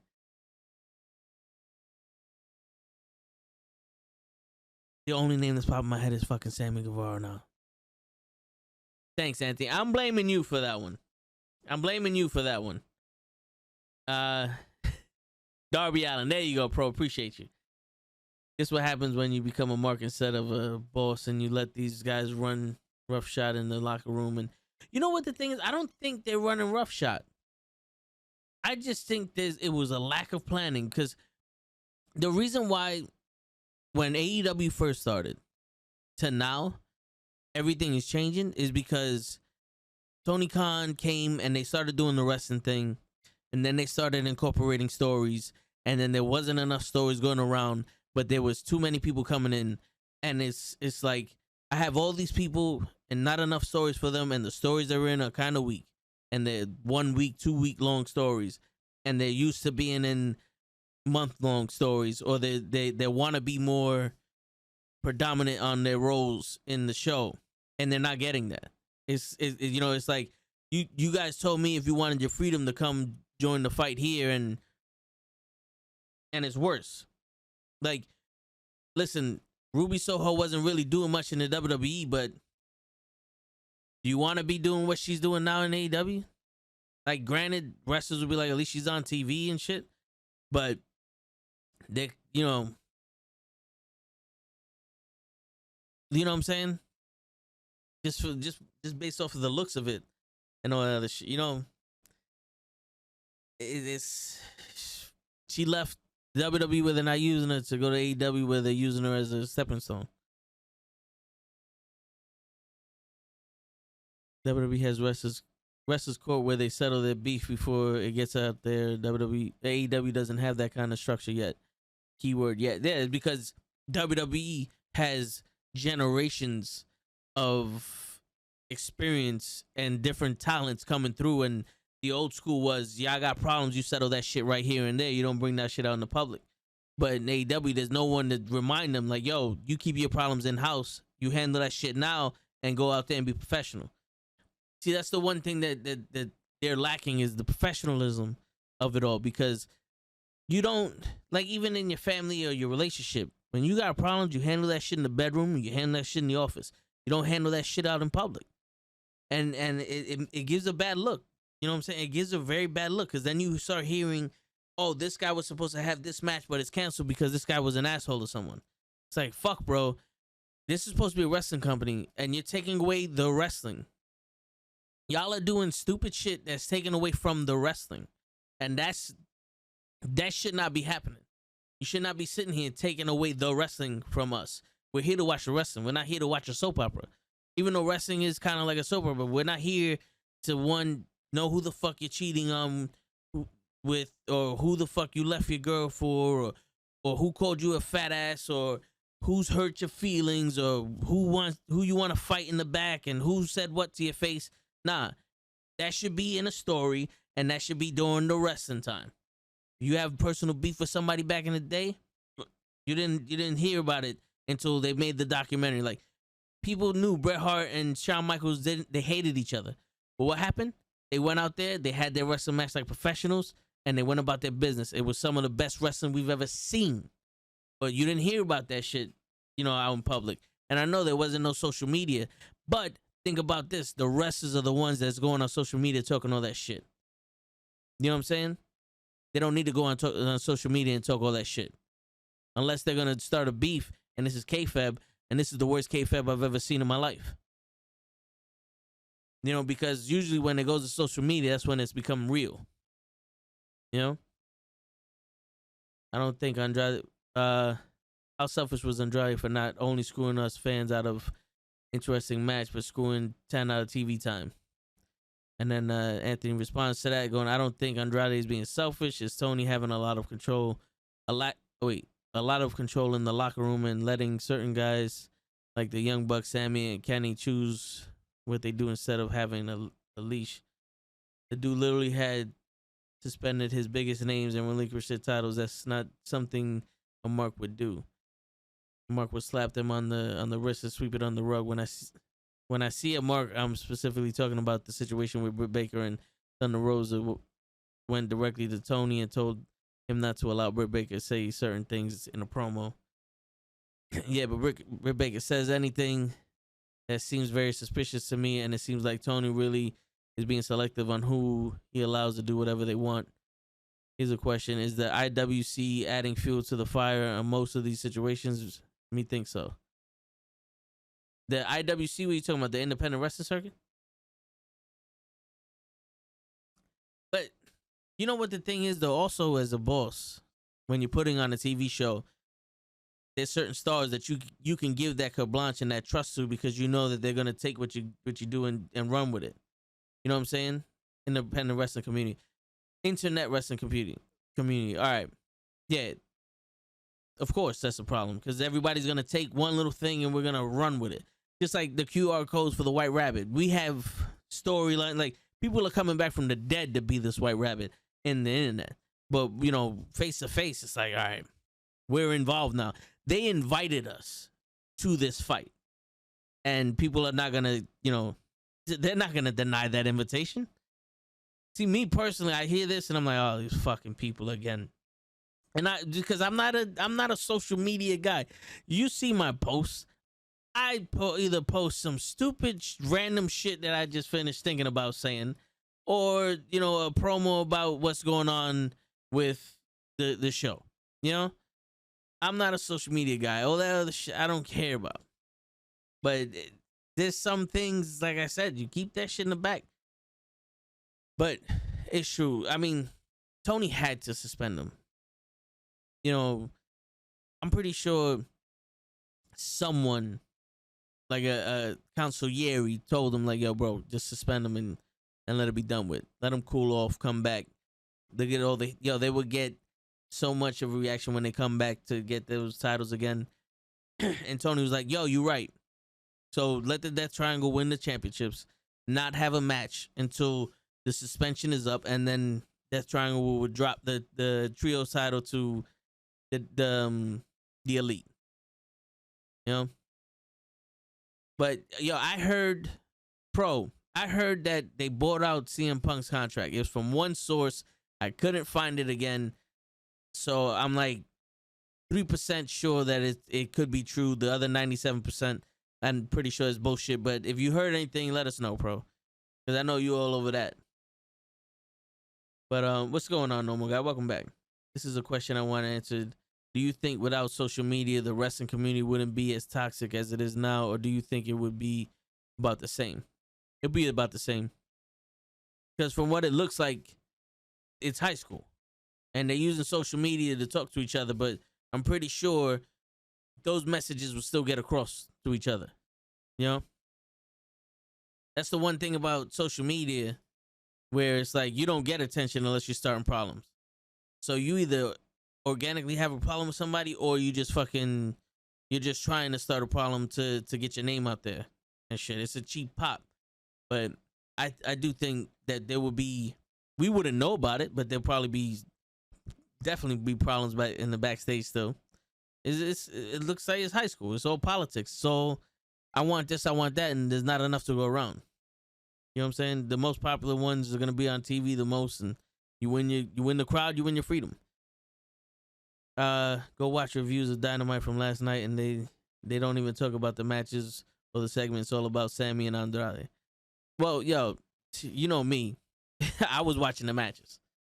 I thought Dynamite was pretty good. I liked the Wheeler Yuta and MJF match. That was a pretty good match. The women knocked it out the park. Yo, Willow Nightingale is a star. And I'm not just saying that because she almost threatened my life. She's a star. Do you think also the reason why some of the young guys like Sammy Guevara complain that some of the people are being too stiff with them is because the training is not so physical as it used to be?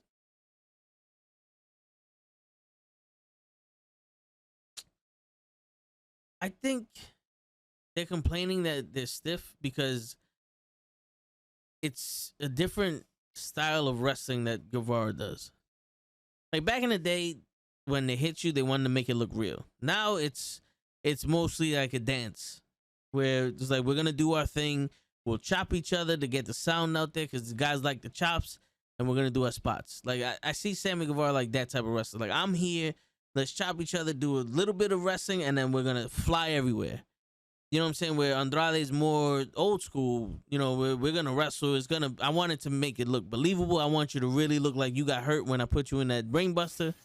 You know what I'm saying? And it's probably just Sammy's like, yo, bro, that's not how we do things now. And Andrade's like, yo, fuck you, how you do things. This is how I do shit. And he's probably like, yo, I don't like this. How this my man's just fucking taking liberties with me. Did you hear everything I said, Gigi, or no? No, I just got back Okay, on. right. I had the headphones and everything like that because I need to. No, I hear you. Make sure that shit gets understood, man. Word. What's good? Kids think they can run all over you and shit like that, and then you put the fear of God in them, and they're like, "Fuck, mom's not playing." No, bitch.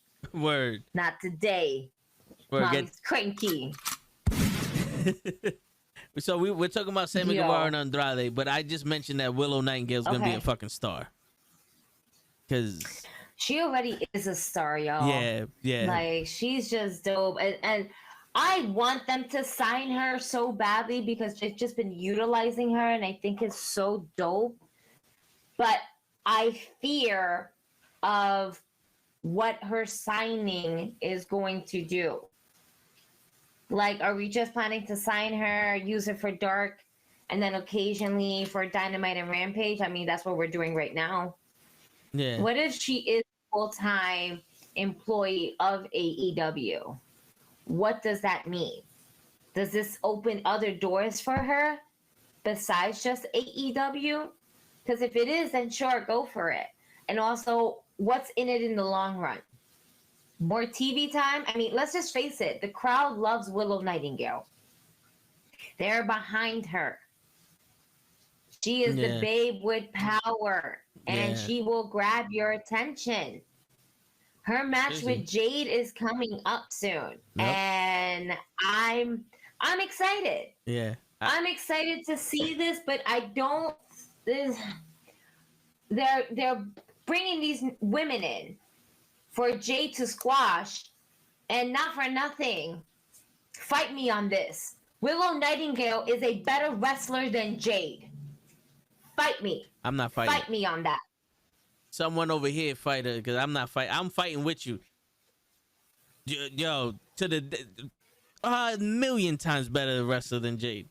I actually want Willow to win. What's going on, Matt? I want Willow to win. Me and Kenny was talking about earlier. I want Willow to win too, but I don't think she's going to win because Tony Khan is not going to book her that way. Yeah. And that's the fucking problem. Yeah. And yo, Are we gonna wait for her to go to 40-0? Is that what we're waiting for? Because Willow would be what, 39? Excuse me, not 3. 39? Yes. She'll be 39. I need her to be that one person to throw her off. But Tony Khan will not book it that way. And Tony Khan's a fucking idiot if he doesn't book it that way. Tony Khan's a fucking cokehead that needs to get off that white rabbit, okay? He needs to get off the white rabbit. He needs to stop taking them rabbit bumps, all right? And he needs to stop going down the rabbit hole that's only leading him into nothing but destruction for his company, okay? We don't give a fuck about how much money you have, Tony Khan, okay? I have more money than... Bitch, you have more money. You have some of the greatest wrestlers. Guess what? WWE also has greatest wrestlers too. Yep. They have superstars. But that don't mean shit if you don't know how to book them. You know how to book a match, but you don't know how to book a story. That's where you fuck up in. Yeah. Book a story that doesn't have to deal with Jericho. That doesn't have to deal with a story that's happening in backstage with Sammy Guevara. Okay, because it seems like everybody wants to pick a bone with Sammy Guevara. Word. Pobrecito, now I'm starting to feel bad for Sammy Guevara. Yeah. I didn't feel bad about it between him and Eddie Kingston and shit like that, because I do feel like both of them were in the wrong and shit. But at the same time, everybody's like picking a bone with Sammy Guevara. Yeah. I was saying, like, I think Sammy Guevara is one of those guys that either you like him or you hate him. You know what I'm saying? Like, if you're one of his boys and you know him, then you like him. But if you don't know him, you hate him. And that's like me. Like, in all honesty, when you first meet me, it's either you like me or you fucking hate me. Like, I can't stand this bitch. I don't like the way she talks. I think she mad phony. I think she's this. I think she's that. Only to realize that I'm a really cool, calm chick that honestly, I don't give a fuck. Word. I don't give a fuck about other people's opinions. I give a fuck about people who care about the same interests as I do. But when it comes to a general interest of other people and their feelings and their emotions and the shit that I don't care. I don't care. Why? Because I got too much shit on my own plate to give a shit about what's on your plate. Yeah. Unless you're one of my closest friends and that I fuck with heavy, I don't give a fuck about y'all. Mommy. Coming. Perfect timing.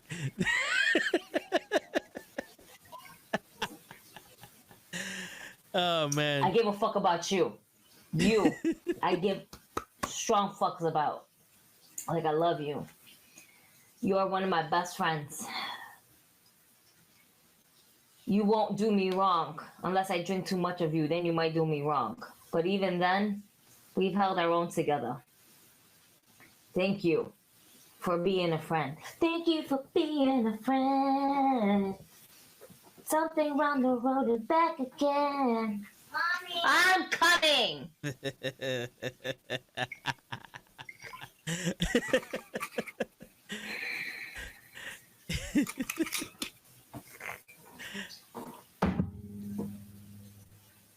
We'll be right back. She calls me one more time, I swear.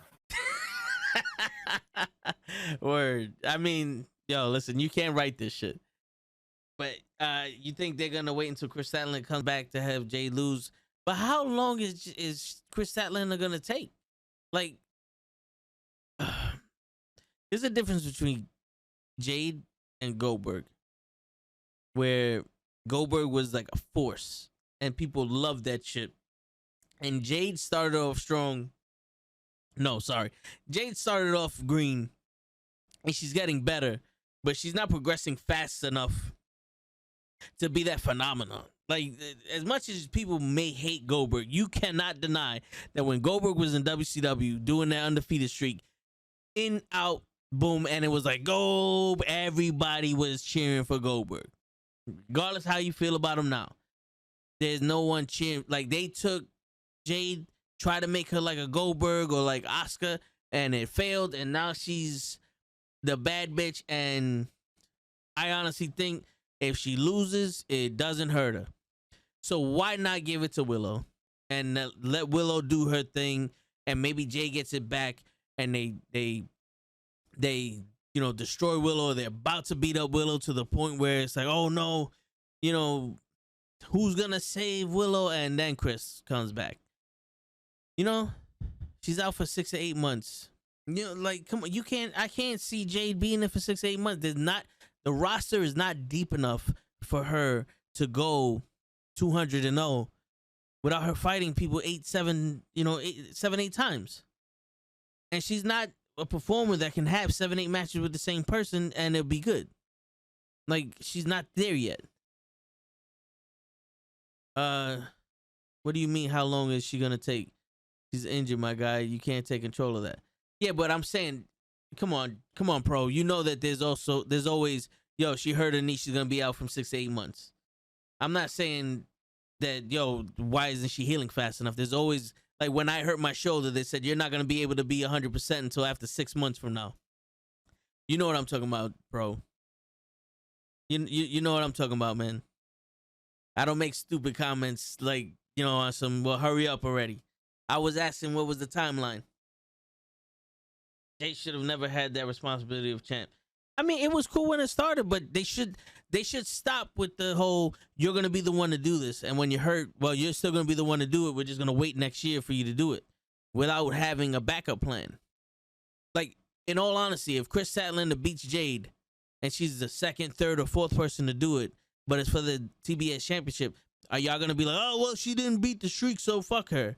No, it's still a match you want to see, and it's still the person you want to see be champion. You know what I'm saying? Like, I don't get it. Winning the title should mean more than ending the streak of Jade. This isn't the Undertaker streak. It's not prestigious.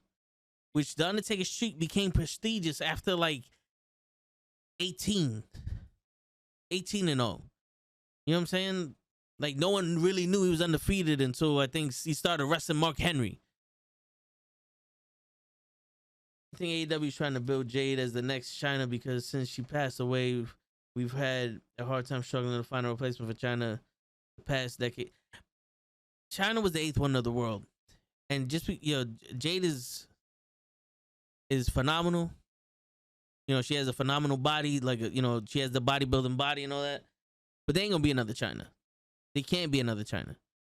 China's aura was completely different. One, because she was with DX, so she was with the top guys straight out the box, and she hung with them. A lot of her personality came from them, and she also had this magnetism that she didn't really need to speak much. She just had this magnetism in her face and the way she stood there, like her stature. You know what I'm saying? Like that's where it comes from. There's some people that have something that you're just like, that's it. And China had it, and she had the look, and her wrestling men made it completely different from any other woman we've seen. And unless Jay's gonna start wrestling men for the TNT championship like China did, I don't see her being China.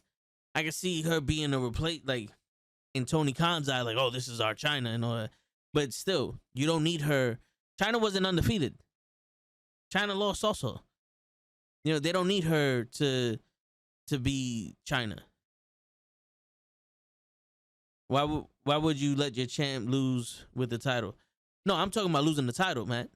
I'm talking about Willow winning the title from Jade. I don't know why you would keep Jade as the champion for fucking another 6 to 8 months for Chris Statlander to come back. If she loses the title to Willow, let's say on a fluke or on a roll up or some shit. Oh my gosh, she ended the streak of Jade, and then Jade gets a rematch, and we get to see that match again, and Jade wins because she cheated or something, and then Willow comes back, and it's like, all right, now this is 1-on-1, and something happens, and they're beating up Willow, and now Willow needs somebody to come save her. Here goes Chris Statlander. Boom. Chris Statlander is gonna come out now, and she's gonna fight Jade. The people slip up, just like Willow said, you can't win forever. You can't be undefeated forever. What if she's the one in the 38-1? It would be amazing to see, like, yo, you got too cocky. You got too cocky, and she took advantage of it. Boom. Now we see the other side of Jade, where it's a little bit more vicious, a little bit more like, yo, y'all not ready for me. Now I'm serious. Fuck all this baddie shit. And then Chris Statlander comes out and was like, well, I'm ready for you. She cheated all her matches. But that's the thing. She loses. She comes back. She's a little bit more serious. And that evolves her character. Now she's not just a pimp out there telling Tony Schiavone to cut the shit. Which I don't mind, because I like when people curse. So it's like when she's like, yo, cut the shit, Tony. I like that. But I'm just saying, I think it would be dope for the now. Because if we're just going to keep her on the shelf until Chris Statlander comes back, then why watch any of her matches? She's barely booked as it is. What's the difference would it make if we waited till Chris came back? You know why? Because this is the third time Willow's getting a shot at this. Who else is gonna fight Jade besides Serena Deeb, Toni Storm? What, Athena's gonna wrestle her again and lose? Like, how many times are we gonna keep seeing the same match until Chris comes back?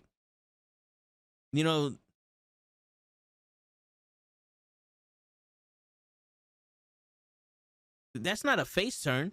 Her getting serious and more vicious is a face turn, Matt? That's not a face turn, bro. Listen, her being more vicious and beating Willow like on some, yo, you only beat me because it was a fluke. And then after the match, her and everybody else jump her on some, yo, y'all don't disrespect me like that. That's heel. That's next level heel shit. So, and this is why I can't really take bad guy championships like a Jade or Mandy Rose seriously, because even the elite bad guys don't cheat all the time to win matches. Nyla Rose. Okay, you show me when Nyla Rose was serious. Is serious right now. She's not getting booked serious. So you want to see Jade versus Nyla Rose, and then Jade beat Nyla Rose at the point she's at now to fight Chris Statlander. That's what you're saying. You would rather see Jade beat Nyla Rose at the place she's at now than her lose because she got too cocky, and we already got that out the way, and then redeem herself, and then let Chris Statlander come at her, and now it's a serious Jade and Chris Statlander. But you rather see Nyla Rose versus Jade? Are you expecting Nyla Rose to win this? Because she's not gonna win this. Nyla Rose, when was the last time Nyla Rose was on TV? She's still with Vicky Guerrero? Because they made, once Nyla Rose lost the title, she started becoming a joke. Nyla Rose is starting to turn into fucking the Warhawk. Word. You know, Cruz knows what I'm talking about. She turned into Warhawk. Like Lance Archer. Lance Archer came in, he was strong, he was serious and all that other shit. He did this shit with Jake the Snake. I don't know what happened. He fucking moonsaulted, hit the top of his head, and now he's just somebody that whenever they need a big tough guy to lose, there goes Lance Archer. There are plenty of women to face Jade. You name one. You name one woman to face Jade. That's not plenty. That's just one. There are plenty of women to face Willow. Willow is the face. Willow right now is the ultimate face in the women's division. She's the only one that comes out and smiles at the crowd and has that energy like, yeah, baby, we all here. We outside. What's going on? And she bumps into one of her teammates and they joke and it's like, yeah, I'm here for y'all. I can't wait to put on this show. Everybody else is like, yeah, man. Yeah, I'm the best. I'm the best. Yeah, I'm the best. What are you doing? You doing that same thing? All right, cool. I'm the best. I'm the best. She's the only one that's different out there. Everybody wants to be this too cool for school shit.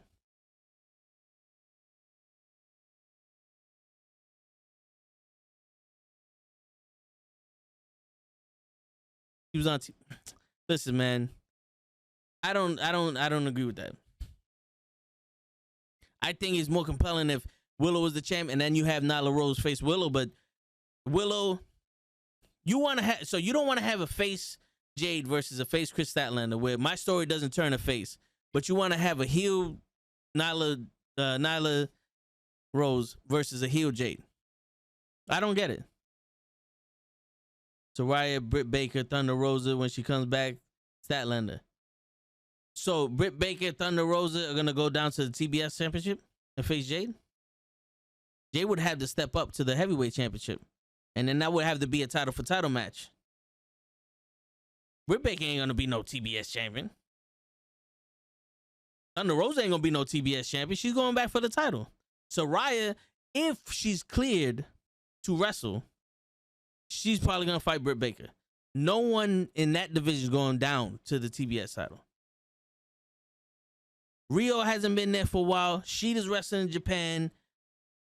Abaddon is on Dark. Jamie Hayter is being booked for the next big champion in AEW. Thunder Rosa is still AEW champion. But when she comes back, she's not fighting Jade. Penelope already fought Jade like 4 times.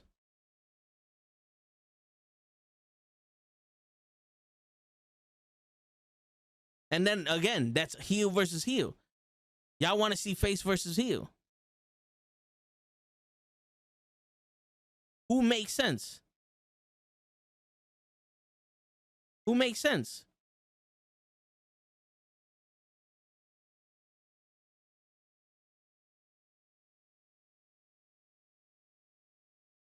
Diamante, isn't that the one that just lost in Grand Slam? The one that was with Trina? They made her look so weak because Trina smacked her in the face.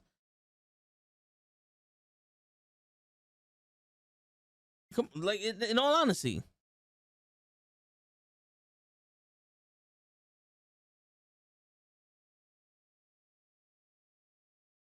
Abaddon versus Jade. That's going to be a one-time thing. They couldn't book Cage and fucking Wardlow right. Abaddon versus Jade is going to be 1 week. You guys just said there's no stories. And I gave you a story. I gave you a story with Willow.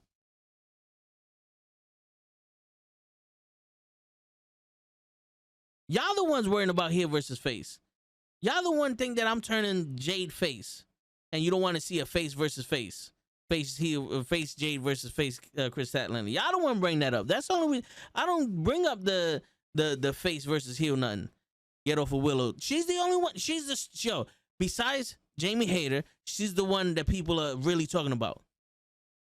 And she's the only other one on TV besides fucking Athena that's on TV that could go after Jade. Everyone else is in the title picture or in a storyline with Saraya.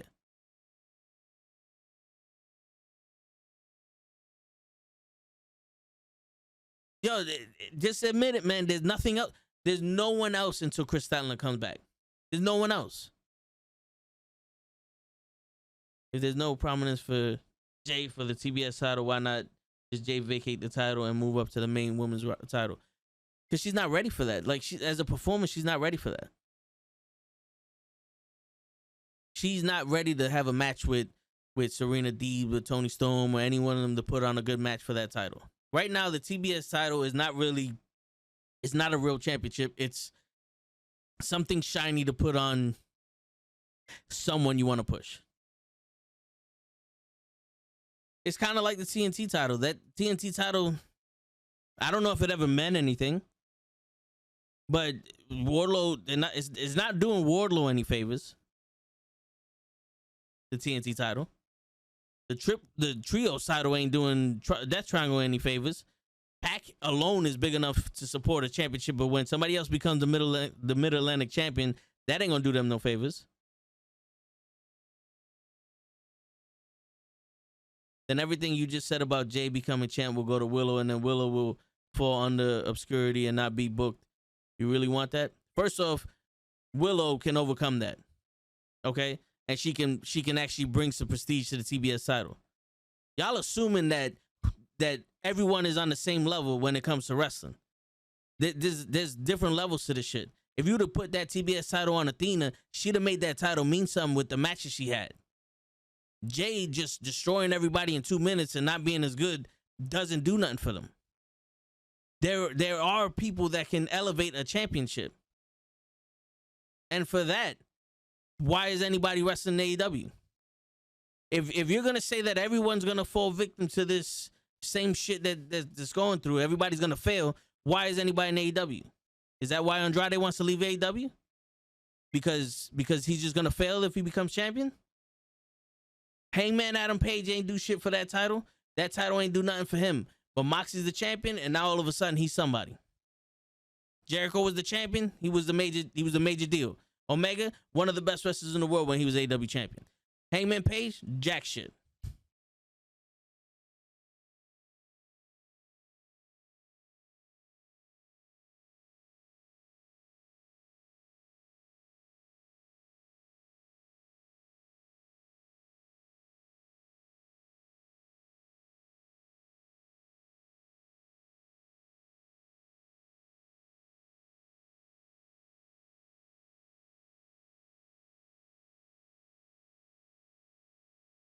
The news is Andrade's trying to get released from AEW.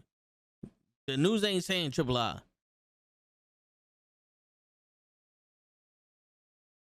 Well, we'll never know until they give her the title.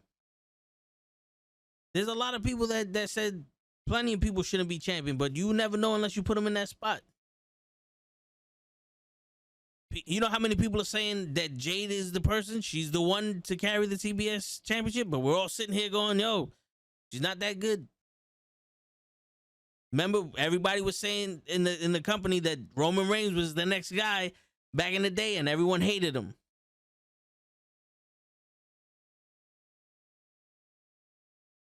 Yeah, we'll never know until you give it to her. I don't see anyone, unless if you're gonna wait, then just take her off TV and put her on when Chris Statlander is ready. Do the Brock Lesnar shit. And to me, that's a waste of a talent and a waste of a title.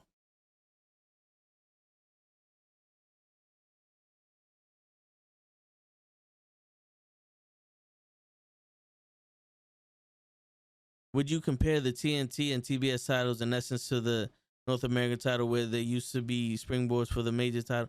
Nah, I wouldn't compare them to that. Not at all. Because no one that won the TNT Championship got propelled to a world title in AEW. There's no history behind the TNT Championship. Like, in all honesty, the only history we got of the TNT title is Brody Lee. They don't hold their champions up to a high standard the way WWE did. And right now, the United States Championship and the Intercontinental title are starting to come back into prominence, and they're being held by two powerhouses that can carry that shit and make other people they wrestle better. Like, Gunther made Sheamus look like the old Sheamus when he wrestled him.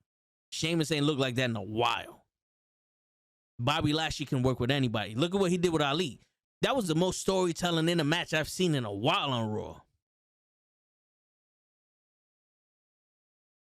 It's Triple R, not AEW. Why you think he didn't wrestle on Forbidden Door? Dispute with New Japan. No, but here's the thing though. He's trying to get released from AEW is what I'm saying. That's the news. He's fighting Sammy Guevara. He's not fighting the AAA guy. He's trying to get fired from AEW because they won't release him from his contract. Wardlow and Brian Cage put on a banger. Okay. I mean, the match wasn't bad. I do think they should have promoted that shit a lot better. That should have been a fucking pay-per-view match. It shouldn't have been just a match that, oh, by the way, Brian Cage is back. You know what I'm saying? Like, there should have been a story built up between them. Like, I think Brian Cage's ability surpasses his charisma and his character. In the, like, you know what I'm saying? Like, that match should have been bigger. Sammy and Cody was a banger ladder match. That was all spots. That was all literally spots. Like, all right, go stand there. I'm gonna jump off the ladder. Yeah, for moves off of a ladder, that's one of the best things you could see. A bunch of people doing crazy shit off ladders. Yeah, that's dope. But as a ladder match, I don't know. As Sammy Guevara jumping off the ladder and Cody doing moves off the ladder, yeah, it was fun. I believe this is what happens when you create titles without having proper storytelling. I think that the downfall for AEW with these new titles. You know, to be honest, I think that title should have been won. Like, if you're going to do a tournament for that championship, it should have been over one day. Let people really fucking grind and claw and fight their way to the top. That, you know, it should have been, you know, like what they try to do with Serena Deeb and Thunder Rosa. Like that. Like, Bret Hart was the champion and people wanted to be the Intercontinental champion because it proved they were the best wrestler there, and they wanted to be Bret Hart because he at the time was the best wrestler, and they wanted to prove that they were better than him. It was something more than I just want that shiny belt on my waist. Like, that's when you start doing the I want that shiny thing on my waist, that's when you stop making the title credible. When you start going, yo, I want to prove that I'm the man, that I'm the best here. You ain't nothing but an old lion, Hogan. That's when it's like, all right, that title means a lot more. When Ultimate Warrior went after that title for Hogan, it was a war. It was like, yo, Hogan brought the best out of Warrior, and he just so happened to be the better man that day. Macho Man brought the best out of Hulk Hogan. You know what I'm saying? Like, shit like that. Ric Flair and Vader brought the best out of it. Sting stepped up his game to be champion. Shit, you know, fucking Rick of the Dragon Steamboat with Ravisher Rick Rude. Like, those types of matches, those are things. Fucking Ric Flair and Dusty Rhodes. Those are what makes the title. All right, these are the two best guys giving it all they got for that gold because it means something to them. If it don't mean nothing to you when you're going after it, why does it mean anything to me?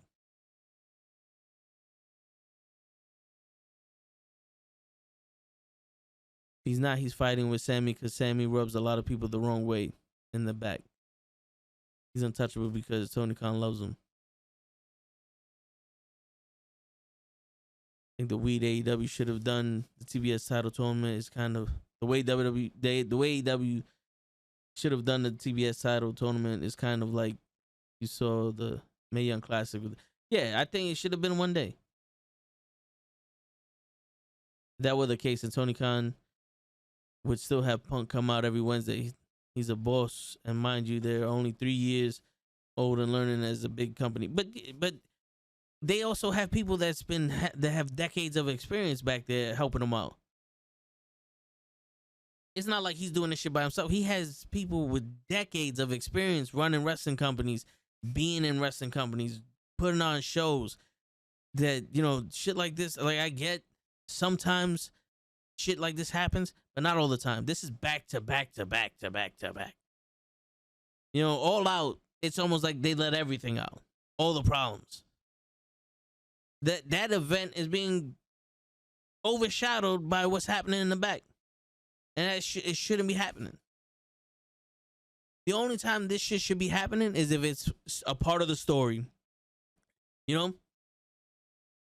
If he was talking that shit about Omega, and then Omega cut a promo on Dynamite, and it seemed real and they had legitimate beef, but it was a part of the story to have CM Punk versus Omega one-on-one for the AEW championship, then it's like, all right, cool, I'm all invested. But this shit is real, and they fucking got suspended, and they wasted another AEW title run and the Trios championship, and now they erased everything that just happened. That's a problem. Every company has a bad year, but you can't always make excuses. You can't make excuses for everybody. There's a difference between having a bad year where, like, CM Punk gets hurt all the time. We can't control him getting hurt, but we can control him fucking saying the inappropriate shit at the press conference. We can control Omega and the Young Bucks going to fight him after the press conference. We can control fucking Hangman Page saying some stupid shit on a promo. We can control all that Andrade and Sammy Guevara going on social media bashing each other. We can control all that. Look at the shit that Seth Rollins and Riddle are doing. Seth Rollins told Riddle, was like, oh, everybody wants you except for your family because you're a bitch ass. But then the girl came out and try to make Riddle look bad on social media with all the pictures and the leaks and all the other shit. What happened? Seth Rollins never said anything about his ex-wife again. But Riddle is still talking about Becky Lynch. Why? Because Becky Lynch is a part of the story. And Riddle's ex-wife came out of pocket. They said, fuck that. Don't even involve her no more. And let's keep it moving. Where it would have been a huge thing in AEW. Yeah, and it was a part of the story. That's why it's alright. If it was one of those things like, yo, backstage he said something about his wife and they started beating the shit out of each other, now it's suspended, we're not getting the pit fight match at Extreme Rules. It's like, yo, what the fuck, bro? What the fuck? This is a show. You're supposed to be you're supposed to be doing business so you can put on a show. You're not supposed to be fighting each other in the fucking back. But that was before her coming out and saying all the shit that she said. He said that, and then when it got real and this bitch went to social media, that's when it stopped.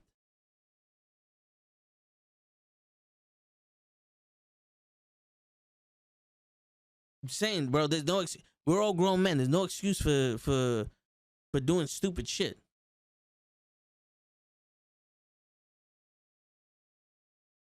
Did he say anything about her? Because I remember Riddle was talking shit about Becky Lynch, but she's gonna be the man in the family. She's the main person in the family. Did you see them on Twitter talking about, when I see you, I'm gonna fuck you up, and you ain't nothing but a bitch? Did you see that happening on Twitter? Did you see the next show that they had to be sent home because they got into an altercation with each other? No, but you see them fighting on TV when it's kayfabe, when it's part of the story to push the match, to promote the match. You see that happening.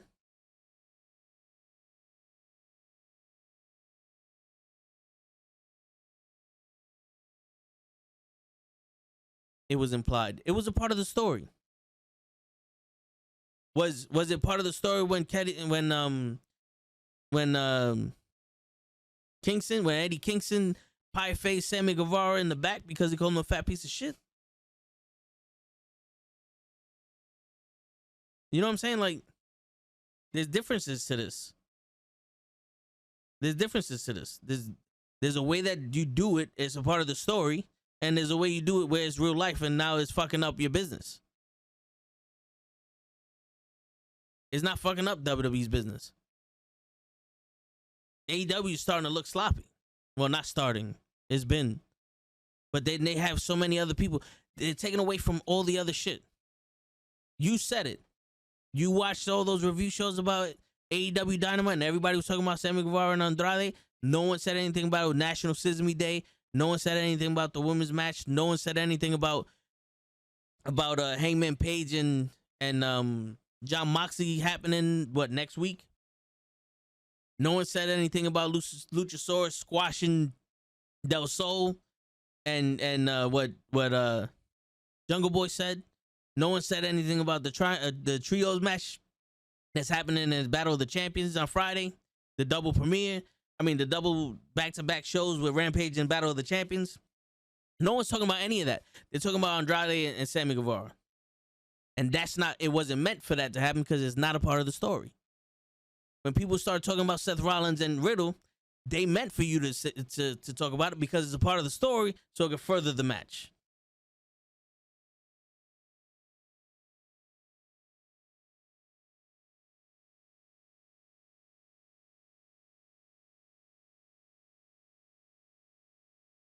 And this episode was supposed to be about talking about CM Punk so we can stop talking about this shit. But then it just keeps coming back. It just keeps coming back to all these shits that's happening backstage and shit. Like the pipe bomb may have been a pipe bomb on TV, but the WWE spun it and it went with the story they were telling. The pipe bomb he said in the in the fucking press conference could have been spun and part of the story and made it seem real. You could have had a War Games with CM Punk and FTR versus the Elite. You could have did all that. But nope. Didn't happen. Now everybody's suspended. Everybody's suspended. We got new champions that we don't even see. And we're waiting. We're always waiting for somebody. The Trios title, we waited for Omega to come back. He came back, he's gone. The AEW title, we waited for CM Punk to come back. He came back, he's gone. We're waiting for Chris Statlander, where she came back the first time, she got hurt and she was gone again. So this is the second time we're waiting for her to come back. Why are we always waiting? You can't always be waiting. When we're waiting, nothing's happening. Keep it moving. WWE, Mustafa Ali got hurt. He couldn't make it to the Extreme Rules. Kofi Kingston's the champion. He lost his shot, but hey, sometimes shit happens. Kofi Kingston's the champion.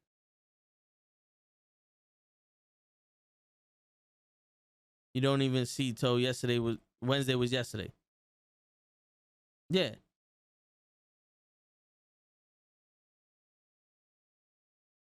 And no one's talking about it. No one's talking about it. And when did Death Triangle defend the Trios title? They're defending the title on Clash of the Champions. Or Clash of the Titles or whatever the fuck on Friday.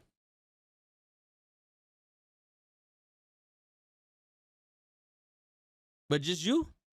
Because we just spent a whole conversation about Andrade and Sammy. And how Jade should wait. We just had a whole conversation. When did you start talking about them? It didn't happen here. It was supposed to, but it didn't happen here. It didn't happen in the chat. We was talking about Serena Deebs and Toni Storm. We started out talking about Saraya and Britt Baker wrestling and her getting a title shot, or Serena Deebs being AEW champion. We started talking about Kate, what the story should be, and then we started talking about Jade. I just answered my own question about Death Triangle. Well, when did I see him? On tomorrow? I saw them tomorrow? How long have they been champion? They haven't defended their titles once. Private Party's a homegrown tag team in AEW, and all we're seeing is that they're being forced to fucking cheat, and Matt Hardy's trying to get them back, and they can't get out of their contract. That makes no fucking sense. They're not even doing that shit right. Come on, bro.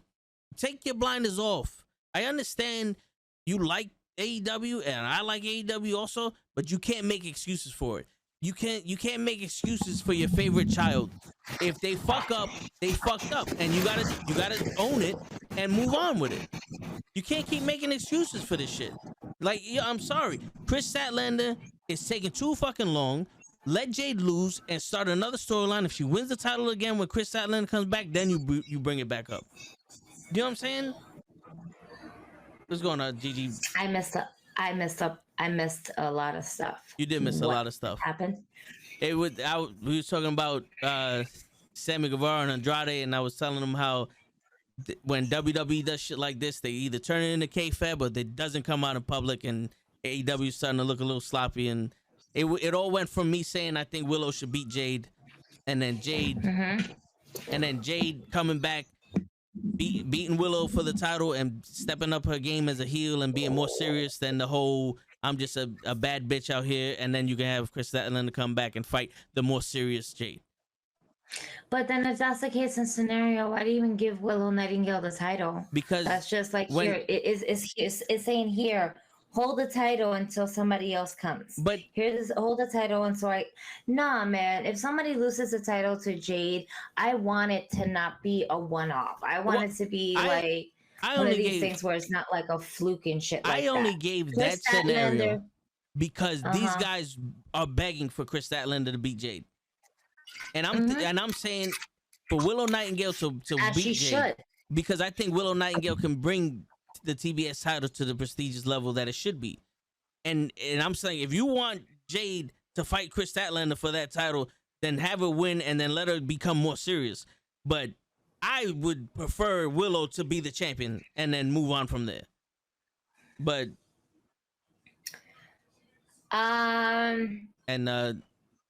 Matt's loving the costume. Oh, thanks, Matt. Haven't been had to come off. It's getting too hot up in this bitch. the jacket had to come off, man. The hat. I still got the hat. Word. But after a while, this hat gets a little hot. For real. This shit was keeping me warm, but it was a warm day for Comic-Con. Thank God. Thank you for the heavens and that. I didn't need it to rain on today. It's been raining too much lately, and I can't deal with that shit no more. Here's the thing. Chris Statlander was the one that was supposed to basically get Jade to slap her off her pedestal, right? But Chris Statlander's injured, and she's out for a minute. I don't know when she's coming back. Do we wait for that to happen? No. We move forward. Yes, get Willow Nightingale. But I want Willow Nightingale to not be a fluke champion. Because she's not a fluke champion. No, she's not. She's far from that. I want Jade to... I want Jade to go away from the TBS title for a while. I want Jade to, and as much as a lot of y'all niggas are gonna fucking hate me for this, I want Jade to go for the AE Women's title. Mainly because if she is that bitch, and we're kind of like showcasing her to be that bitch, then she should be that main bitch. And the main bitch is the AE Women's title. I think a match between her and Toni Storm will do Jade some good. And that's about it. That's it. Good night. Wait, show them the new stuffed animal. There we go. That's it. That's one of the new stuffed animals that we got. Is that a Tiki Tama too, or? It's not a Tiki Tami 2. It's a Squishy. Oh, okay. It's literally called Squishy. It's called Squishy. so you squish it? Does Squishy have a name? I took off the tag. But does it have a name? Name it. Name the Squishy. How did she sound mad Spanish when she's like, I took off the tag? Lion cat. It's called Squishable. That's what Squishable. Dog cat. No, it can't be a dog cat. It's a fucking cat. It's a lion cat. Looks like a sushi. Sushi. Okay, go sushi your ass up to the bed. Can you put this on? On the TV, can you put the podcast on? Go put the podcast on the TV. I'm okay. Okay. Okay. She walked into the doorknob. Oh wow. Oh, you heard was the doop. That was my elbow. That was your elbow, my bad. Can't talk shit. Yeah, nah, man. Let Jade. It's fucking hot for this shit. Let Jade go for the AEW women's title. Let her go against Toni Storm. Let Willow Nightingale hold the TBS title, because I honestly am tired of the TBS title being defended by Jade, because at this point it's a fucking joke. Yeah. Yes, she did like the stickers. She just doesn't know where she's gonna put them at. Just to let you know, Matt. And definitely, yeah. Toe definitely got his hug from Willow Nightingale. That was cool. That was cool. But and I didn't appreciate you egging her on, Matt. When she wanted me to twerk, he's in her ear. Oh, he was the best dancer in high school. I may have been the best dancer in high school, but I didn't appreciate. I got no neck to be twerking, Matt. You don't need a neck to twerk. I thought we established this already. That's funny. I make video of it too, man. You lucky. Man. Oh, Jesus. Make that shit go viral. Make that shit go viral ASAP. Evil laugh. Man, I read somewhere where it says everybody has a bad year, right? I think it was it Pro that said that? Pro, yeah. Every company has a bad year. This is AEW's bad year. And it's only been their bad year ever since Punk got injured. Because Punk realized he's not invincible. Because Punk realized, shit, I can't go that extra mile the way I wanted to. We were supposed to get the summer of Punk. We ended up getting the summer of Moxley. Yeah.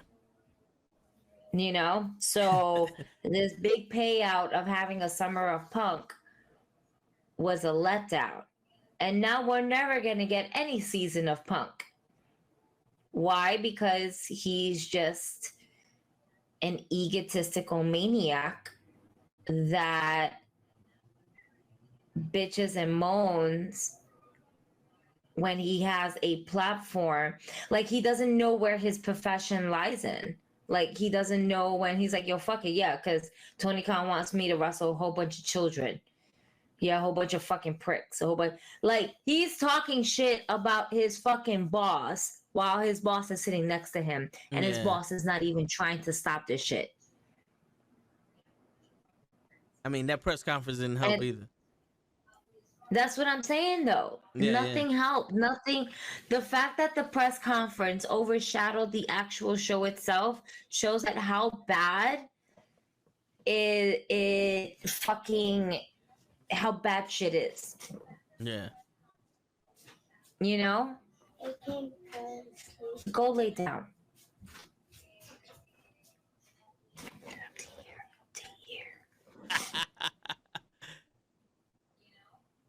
Like, I'm still on the clock. I took off my watch and I'm still on the clock. She's excited. She got a hit of dopamine. You know, there was a lot of stuff going on there. Way too much. And that was Thursday. Wait until you go back tomorrow. You just lay your ass down. Watch something else besides me. Please and thank you. Go to sleep. I would appreciate it. I don't want to hear myself. Go to sleep. Put on the soothing sounds. No, that's not how we're... I was trying to do the whale. Oh my God. The whale call.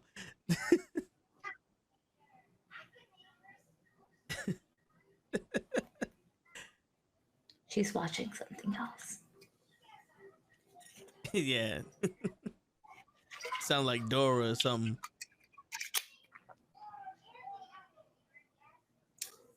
She's watching The Amazing World of Gumball. That's great. Nice. I think. Please hold. We're going to get back to this. Yes.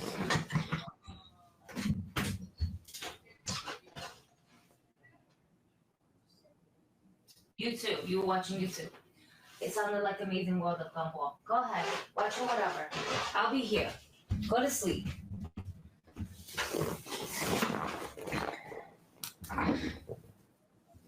She's been around me all day. And now she's like, I can't go to sleep without you. And I'm like, I'm gonna put my face on a t-shirt. Right? And I'm gonna put a pillow around it. Well, I'm gonna dress a pillow in this t-shirt. I'm gonna put my perfume on it. And I'm gonna be like, go to sleep. I'm gonna get one of those pregnancy pillows that has like the whole. If you ever seen a pregnancy pillow, all right, or ever dealt with a woman who slept with a pregnancy pillow, then y'all know what I'm talking about. It is this long fucking pillow that's like from head to toe, all right, where she puts her little patita over it because it's supposed to support the belly when she sleeps on the side. It's probably the best thing for any pregnant woman ever. And I'm sure that our wonderful friend Mimi got that pillow and Lay's just been replaced by this pillow. I'm pretty sure by that. I am pretty sure by that. But I'm dead ass gonna put my face on a t-shirt and put it on this pillow so Riley can sleep with this pillow. So I'm no longer bothered by shit like this. Oh man. There's no way AEW staff didn't know about the Sammy Andrade beef. It was literally trending days before Dynamite. Should have known better. Yeah, see, that's another thing too. So supuestamente it said that that Sammy was talking shit about Andrade. And that he was popping off about the mouth about Andrade and XYZ. And it was basically saying, excuse me, if you don't want to work here, then why are you even here? But at the same time, AEW was the hottest thing when Andrade showed up, right? It was the hottest thing when all these other wrestlers, all these former WWE superstars started showing up. Yeah. But they realized that the grass is not always greener on the other side, folks. It really isn't sometimes. Just because it looks good, it feels good, doesn't mean it's always good for you. Yeah. And Andrade learned that the hard way. And it sucks because if you notice how Tony Khan treats his Latinos, he don't treat them right. Look how he treated Lucha Brothers. Yeah. Look how long they had the tag team titles prior to the trios titles. Look at them now. If it wasn't for Andrade popping off the mouth with Sammy Guevara, we would not be receiving a trios match between Death Triangle versus the Dark Order. Yeah. We was going to get 10. We were going to get number 10 versus Andrade. Yep.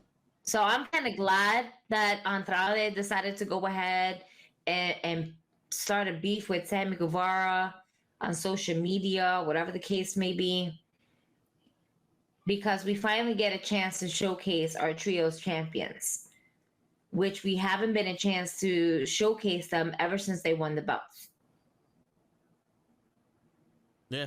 You got one of the most hottest Latinos tag teams added with the Bastard Pac, and we don't showcase them.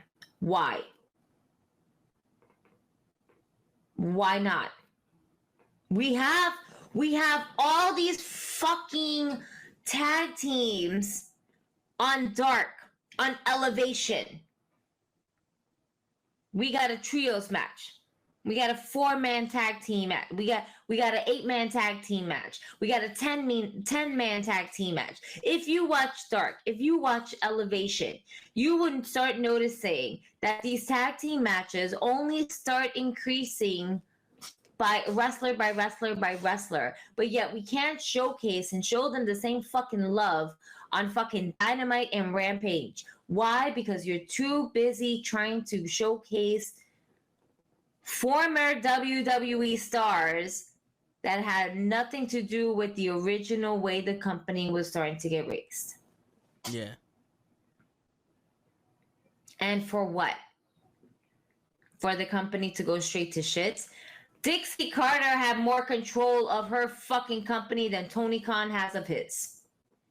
And that's saying something. Yep. Because Dixie Carter didn't have fucking control of her shit either. Yep. Dixie Carter had zero fucking control of her company. She was stupid enough to go overseas and started fucking filming shit, and that's when she lost money. Tony Khan has all this money, but guess what? Money runs out. Yeah. So, what is that going to do for you? Understand something right now. The Acclaim is one of the hottest tag teams. It's not because of AEW. And it's not because of AEW. It's because of themselves. Yeah. Because of Max Caster. And they just and they're just starting to recently fucking push them. Keith Lee and Swerve came out of nowhere, was thrown together as a tag team, and was rushed to the tag team titles. And that came after the Lucha Brothers lost to the fucking Young Bucks. It was because fuck the Lucha Brothers. We need Keith Lee and Swerve to be tag team champions. Are we forgetting that? Is it just because they pushed them for 3 weeks? Now that doesn't save them. It doesn't save them. It makes it, and as fucked up as this may sound, it made it feel like it's more for the people. Yeah. Because of the movement of what we're doing. And you know, I mean, I agree. Yeah. Santana or Ortiz should have been tag team champions possibly before the Lucha Bros. Or if you even put the Lucha Bros in a tag team match with on the titles, imagine the pop between Santana and Ortiz prior to their breakup in Arthur Ashe Stadium. Yeah. Two homegrown body niggas from the Bronx.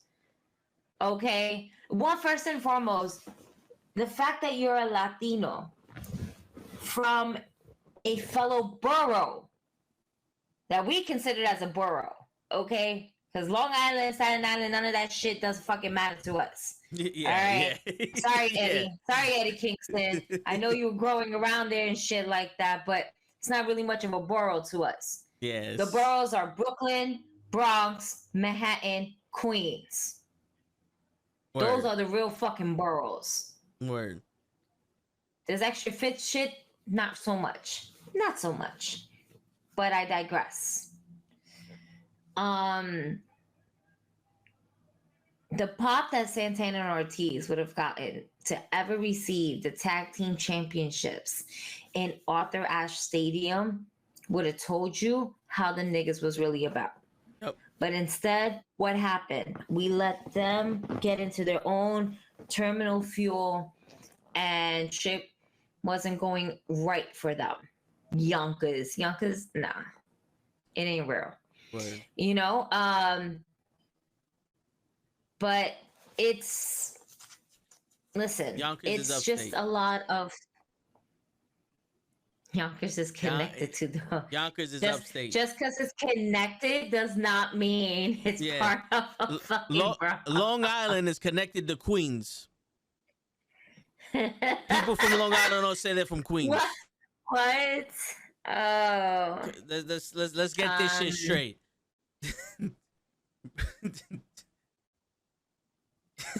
Queens is not that far from the Bronx either, depending on what bridge you take. I'm just saying. No, I'm saying, yeah. You know, you can get to Long Island Queens, Yonkers, and Jersey from the Bronx. None of them are Bronx. None of them are the Bronx. Yeah, literally Manhattan. Yes. Literally one block it's Manhattan. The next block is Harlem. The next block is the Bronx. It's Manhattan. It's the Bronx and it's Harlem. There's no. Oh well, maybe I was this. Nah, you know. The territory's here, bro. We don't make excuses for people else. Nah. We're all fighting now. Yeah, word. The Warriors was real. The movie The Warriors was real. Depending on what street you grew up on and what gang you in. Oh shit. But yeah, man, there's no real love for the Latino community. There's mad love for everything else. Yeah. Is that fucked up for me to say? No. I feel like look, I feel like so 2020 it was Black Lives Matter, right? Yep. And also like a Me Too movement. I don't know whether that was in 2020 or 2019. Doesn't fucking matter at this point. Yeah. It kind of just all blends in together. Yeah, they're connected to each other. The thing is that, you know, we have this and we're celebrating this, we're representing this, we're showcasing our Black wrestlers and no matter what color shade you are, your nationality is who you are and everything. Like you can be as Black as Dante Martin, or you can be as Black as fucking Hobbs. Yeah. Right? They just showcase that. Last time I checked for this month, we're technically still in Hispanic Heritage Hispanic month. I can't even, thank you. I can't fucking say it right now. Long day. Long couple days. Yeah, I should say. The blood is still going to your feet.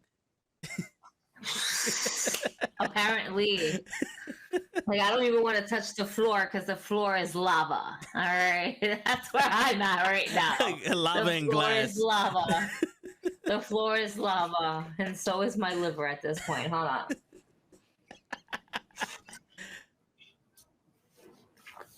Why dirty another glass? My sink is up to the fucking gills anyway. Right. Why can't they wash themselves? At this point, I know what it is, fucking Matt. I just couldn't say the word. All right? I know what it is. I just couldn't say the fucking word. And why is our month the only fucking month that has to cross over between September and October like we're crossing the border? Yeah, I can never understand that. That's so fucking disrespectful. Word. How come we can't have a whole month? Yeah, we don't have a month. We just got 30 days. Listen, we're not gonna touch that. All right, we're not gonna touch that. But the fact that we're not showcasing them. Nope. We're not really showcasing our Latino people. And we got a deep heritage in wrestling also. That's the thing. Yeah, he pronunciated it for you.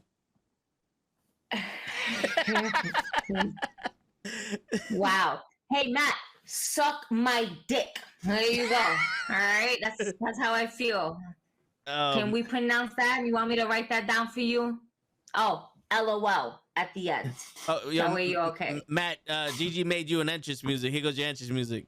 Go suck a dick, suck a dick, suck a motherfucking dick. Suck a dick, suck a huge or small dick. That's right. You know, we Joseph. don't have days.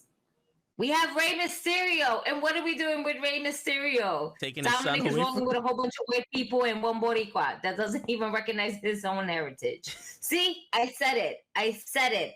Fuck you. All right, and I don't need the pronunciation to go ahead and say shit like that. Facts. I just need to get into the right mind, the state of mind right now. Facts. We're not doing anything with them. What up, Joseph? AEW is not doing anything. Nope. AEW is burying them. Nope. I like, why? Why is AEW burying our Latinos? Why is AEW not showcasing them? We're all talking about, look at this lucha libre, fucking style. The only lucha libre that we're getting is Luchasaurus. Yep. Is that the only one that matters? Because last time I checked, Cero Miedo was a really big fucking thing, and it continues to be a really big fucking thing. Yeah. But yet all we do is put them in singles matches. Yep. And Thunder Rose. Why? Thunder Rose is injured. She hasn't been on TV, and when she was, what they were talking about was the backstage shit with her and Britt Baker. And how there's legitimate beef. That's another thing. Why is your AEW women's champion running to the bathroom when she broke someone's nose and thinking that, oh, Britt Baker's gonna hurt me? Like, why do you have your Latino or Latina champion thinking that because Tony Khan, it won't stop Britt Baker because Britt Baker can get away with shit? Mm-hmm. And I love me some Britt Baker. I really do. I think she's probably one of the best female overall performers in AEW. Like, she is, yes, the total package for their women's division, but that does not mean that she is just the women's division. Yes. There's other women to add to this. And I really didn't get a chance to see Dynamite at all last night. As most of you know, I was unfortunately dealing with a death in the family, so I probably only saw the main event. I didn't catch anything before that. I was hoping to catch it today, but that didn't happen. But from the highlights that I saw on Twitter and Instagram and everything like that, Saraya decided to throw a couple punches at Britt Baker and then a super kick to Reba, whatever her fucking name is. And it was cool. It was cool. But at the end of the day, is this what we're going with her?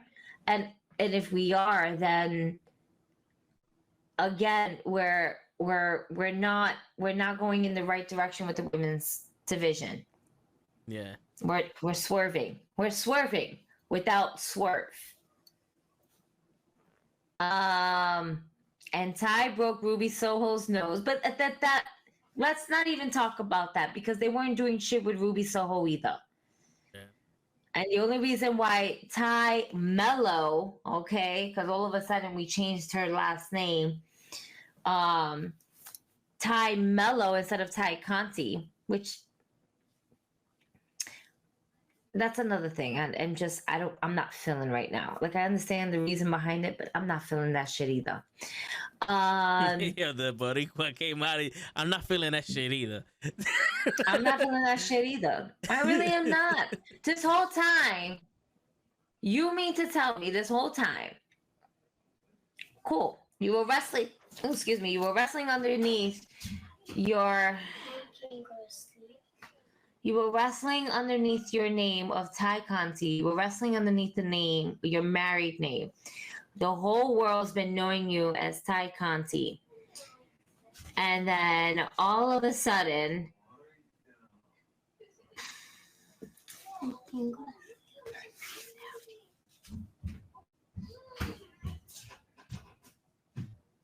I know she didn't say it, but I feel like she just whispered in your ear, tick tock, tick tock.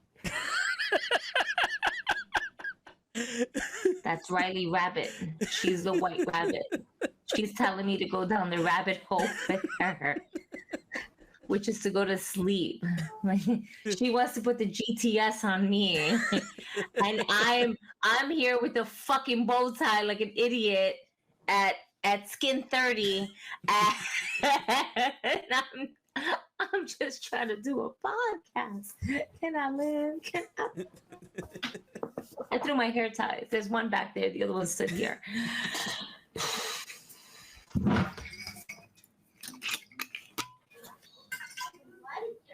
We're getting to the bottom of things. That's wrestling. Yeah. And by the way, whoever thought this was a wine bottle, This clearly shows that you don't watch the show religiously, because I don't fucking drink wine. Right. Wine is for soft ass bitches. I drink Jameson. I drink this shit that grows hair on your chest and on your nuts. All right? Go fuck yourself if you think this is a wine bottle, stupid bitch. I'm not sorry. Word. And on that note, go suck a dick, suck a motherfucking dick, suck a dick, suck a huge or small dick. I saw that earlier. Like, oh, she's already drunk because she's drinking the wine bottle. Dumbass. It's not wine. It's whiskey. Wrong W. That's right. Fucking idiot. Anyway, I digress. That whole name change is fucking with me. She should have just stood with Ty Conti. Or if you're going to a new wrestling organization and you don't want to be known as Ty Conti, you want to be known as Ty Mello, and so be it. I think legally she couldn't do that because she was still underneath that name. Like, I unfortunately am still underneath my married name. I'm not back to my maiden name. Why? Because there's a lot of fucking things you need to go through in order for you to go back to your maiden name. Yeah. And it's a lot of the the waiting game. And a lot of people don't want to fucking wait. You know? Yeah. So I get that on that end. But it just be known as like Ty, just known as Ty, or you can keep going as Ty Conti. You know, you're married now to Sammy Guevara. Why not make it into Ty Guevara? Yeah, that's what I was thinking. Why not? No, you went with Mello. Yeah, I was wondering. Mello. I thought Mello was like Sammy's real last name or some shit. I don't know. You know what? I was underneath that impression as well. And then I realized, no, it's not. It's just that is her maiden name. And I'm just like, after all this time, now you want to go back to your maiden name? Like, sis, what are we doing? Yeah. Yes, we already talked about Andrade and Sammy. Go rewind the tape, rewind it, and then come back to us. We went. All right, our DMs are open. We'll talk about it more if we need to, but rewind it. I'm sassy today. Yeah. I'm so sassy. We went into a fucking whole spiel that went into something else. So, I changed the title of this fucking episode because we couldn't get to anything good that CM Punk did outside of that fucking promo, outside of that fucking press conference. But yeah, we went, we spoke about it. But if there's something you want to get over your chest, Joseph, go ahead, man. Put it in the comments. And then fast forward to the end. Thank you. Word. Who's the White Rabbit? Is the White Rabbit one person? Because, so from what I saw, the White Rabbit is just a person who's guiding you down the rabbit hole. Yeah. Okay.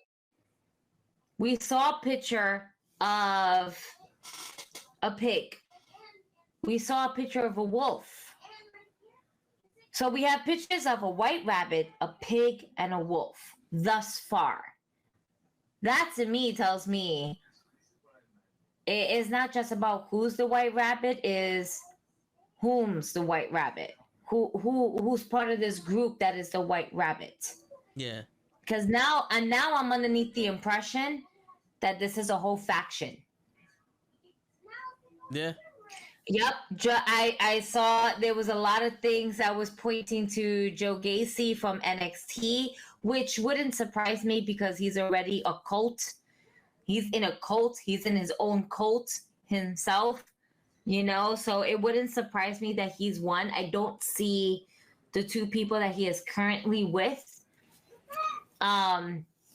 go up to the main roster. But and he's not for nothing. Gacy is probably the one person that is believable enough to make you believe into the Fiend.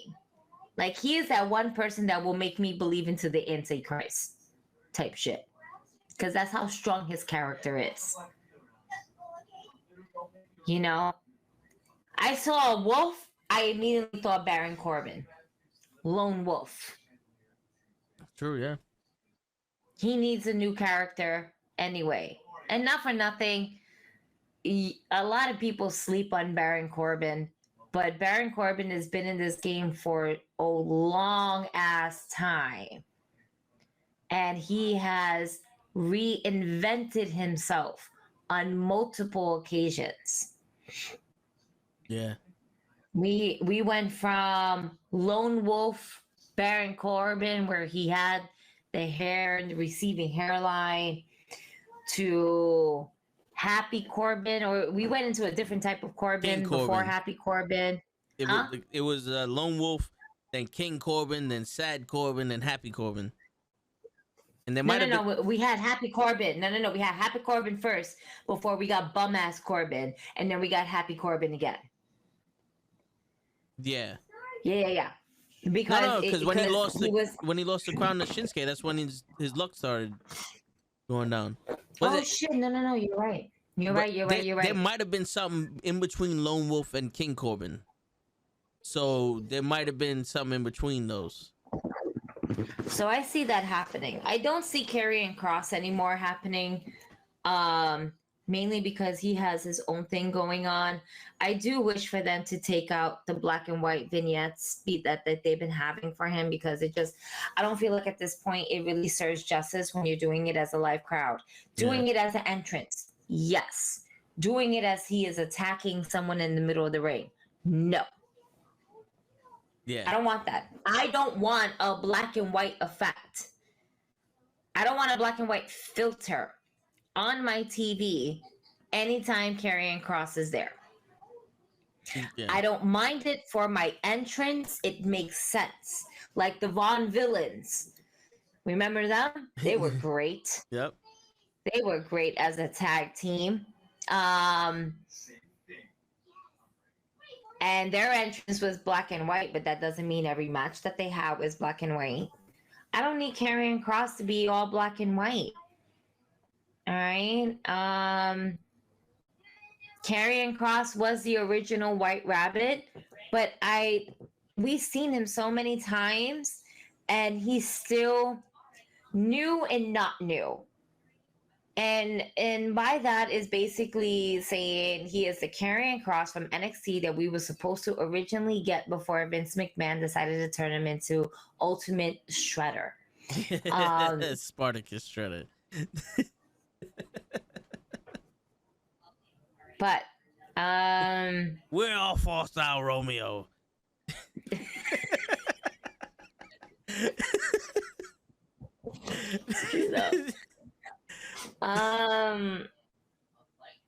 So I don't believe. Do I believe that we're going to get Bray Wyatt? Yes. I am a firm believer that we will be getting the Fiend back. Is it the Fiend that we're going to get back? We're going to get the White Rabbit. We're going to get the White Rabbit, but I don't want the White Rabbit to be Bray Wyatt. Yeah. It could be. I want the White Rabbit. It could be Ramblin' to be Rabbit. Very much. Like the White Rabbit's Ramblin' Rabbit, and then he introduces Bray Wyatt back. But Ramblin' Rabbit is a gray rabbit. He's not white. Maybe he's white. Put bleach on him? They killed him like 8 times. Maybe he came back from the heavens to save Bray Wyatt's soul. So he's white because he's an angel rabbit. Yeah, and he got money now, so he's white. You know? He got that Clorox bleach color code going on. Is that what we're going with? Yeah. Stop. You know? No, I'm intrigued. This is the craziest thing. Extreme Rules this year around literally has stipulations throughout each and every match. I ain't going front with all these clues that's happening, and you see it that is happening at White Rabbit is Bo, and he will. I want that. I want that. I said that. I said that from the very beginning. I said that the White Rabbit's going to be Bo Dallas. But man, I cannot dismiss Lay's prediction of it being Juicy Robinson. I just can't. You know? Juicy Robinson, free agent. What was it? Something Grayson, something. Gacy, Joe Gacy. Yeah. There's a lot of names that's being thrown into the pot right now. The White Rabbit is not Bray Wyatt. The White Rabbit will lead you to Bray Wyatt. Yeah. Let's get that out in the clear right now. The White Rabbit, you're hearing it first. It is not Bray Wyatt. Will we get Bray Wyatt, the Fiend? Yes. Will we get Bray Wyatt as the White Rabbit? No.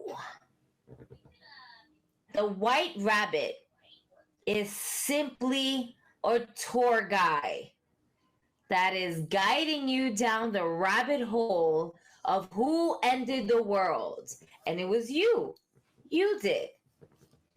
So many people were cracking. There's so many people cracking the code for all these White Rabbit clues and everything like that. Yeah. What if the White Rabbit comes down and brings the Fiend during the pit match to go after Seth Rollins on some like Hell in a Cell Kane shit? When Kane debuted in the Hell in a Cell, what if the Fiend comes back during the pit match and goes after Seth Rollins? This is me just pie in the sky and like if he's Kane, you know, and the White Rabbit is like his pallbearer or something. I don't think so, and I'm gonna tell you why. Because you want the audience to be able to visually see everything that's going on. And I do mean the audience that is in attendance. Yeah. In all honesty, as a person, as a fan watching it at home, at Extreme Rules, at one point when Michael was talking, Corey Graves is talking, somebody's talking. I want one of the two things to happen. I want another QR code to happen prior to the White Rabbit appearing at Extreme Rules. Just one more, just to fuck with us, right? And secondly, oh man, what was the second one? I just lost it. Oh fuck, it was good. Fuck. Oh, I deadass thought I forgot my second thought. And I haven't even touched a fucking single pinch of weed today. This is why I smoke, to remind myself things. So you want another QR code right before they show the I got Rabbit? it. All right. I got it before. 1, I want a QR code. 2, I want White Rabbit to play as they're talking. So let's talk about Bayley versus Bianca Belair, right? Watch how they're feuding, and then the song starts playing. Wait, what's happening, guys? And then have the song of the White Rabbit play. As the audience at home is finally witnessing what everybody else has been witnessing in live audience that we haven't been able to witness. Yeah. I want to be able to have a QR code before the White Rabbit comes out and the song White Rabbit to play prior to the White Rabbit coming out. Like, I want them to fuck with us every hour on the hour. And I know you can't fuck with us in the beginning of the show. That's just dumb. You can't fuck with us. Yeah. 8:30, 8:40. Fuck with us with a QR code. Beep, beep, beep. Which, by the way, I was trying to figure out the image that was like kind of hidden with Candice LeRae and everything. Marty Scurll, stop. That's too much of a PR issue they're not ready to deal with right now. You stop your bullshit, Matt Awesome. I want the QR code to pop up within the first hour of the show. And then within the second hour of the show, I want the song to play prior to the White Rabbit coming out. Or, just hear me out. If we're going to get the White Rabbit, I want that song to play. And I want the White Rabbit to come out with the lantern. Just to fuck with people. Yep. Just to fuck with people. Just to fuck with us. That way people would think, oh my God, that's Bray Wyatt. Man, that nigga lost mad weight. And it's not Bray Wyatt. I just want him to fuck around with the lantern and then let whoever's in the ring. All right, you lost weight, Bray. We know who you are. And then he just puts the lantern in the middle of the ring and it's like, no. And then he just looks and then you hear the Fiend's music. And then the Fiend comes out. And we all know who the Fiend is. Yeah. But who the fuck is the White Rabbit? And then let the mystery of the White Rabbit continue to build up. I don't want to know who the White Rabbit is. I want to see the White Rabbit, but I don't want to know who's behind that mask. Not yet. I like it. Not yet. Wait until then you can wait until Crown Jewels to reveal who the White Rabbit is. Word. Because I know they wanted to wait until Crown Jewels to unleash it all. Right? But who's to say we need to give everybody everything all at once? We don't need that. True. We don't need that. Let the people keep talking. Let the QR codes keep happening. Give them clues. Y'all giving all of us these clues that it's Bray Wyatt, is Rotunda, is the airport where Rotunda lives at. It's a place where it spells Wyatt. It's this thing that spells this and that. We get it. Bray is coming back, but he ain't coming back alone. Bailey didn't come back alone. Nope. The fuck, this Fiend is coming back alone. And apparently there's been shit happening during Alexa Bliss's matches.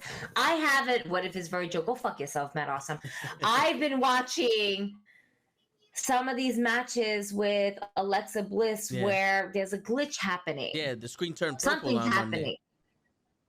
The screen turned purple. I thought it was a malfunction. See that. I didn't even see that. Like, it must have been a moment where I was just too busy looking at my phone and not realizing until somebody had said something. And I was like, wait, what? Yeah. And then I tried watching it and I can't find it. It's towards like the end, but to me, it felt like a wardrobe malfunction because the entire screen turned light purple. And I was like, usually it goes black. And I'm sitting there like, yo, did anybody see a QR code? And it's like, nah, it just turned purple. I was like, all right. Because a lot of shit be happening around Alexa Bliss. Mm-hmm. And it's like, are we preparing ourselves to have another dark Alexa Bliss? And not for nothing, I wouldn't be too mad about that. Yeah, they just gotta because use it right. It was. I think the reason why I'm not too mad about it is because what they're doing with Alexa Bliss now is not working. Nope. They made her go through therapy. They never lost a doll. And we know how I felt about that. Oh, you felt dandy about that. We're all aware. But feeling dandy. Bloody marvelous. When she was with the doll, it didn't make sense. Yeah. She still has the doll. She still looks like she has some type of darkness within her. There was the video or the portrait of Samson, and this was basically based off the last digital fucking QR code clue that we had. And if anybody kind of did their history or read someone who did their history on it, it's basically saying that he was basically portrayed by someone, but forgave them and tried to hold all the pillars together before the walls came collapsing, more or less, right? The one person that you can kind of place in that same, more or less in the same story, right? Because everything is a story, would be Alexa Bliss portraying the Fiend. When she decided to go all dark toxic. Yeah. And black blood was all over her and shit popped off. And the Fiend lost in a squash match between Randy Orton and a big fucking... Let's not talk about that. At WrestleMania. At WrestleMania. The first match at WrestleMania. Yeah. When the first match of WrestleMania was the match that was the most hyped up, but it turned out to be the most lackluster match, shows that they did not know what they were doing at the time. Now we have Triple H in charge, who, in my opinion, and again, this is just an opinion, Triple H sees the vision and he wants to run with it until the fans don't want it anymore. And it is, some things are best for business. Yes, I will admit that. But this is definitely best for business. And he sees that. And he wants that. Yeah, just hope that he doesn't fucking overdo it, though. But that's the thing. I don't think he will overdo it. Because Tony Khan is overdoing it. And... yeah. The fact that this is the best thing. Tony Khan is panicking because Triple H is back in charge. Well, Triple H is in charge, period. You're muted. Sorry, I didn't realize I hit my mute button. Triple H is back in charge, but please hold.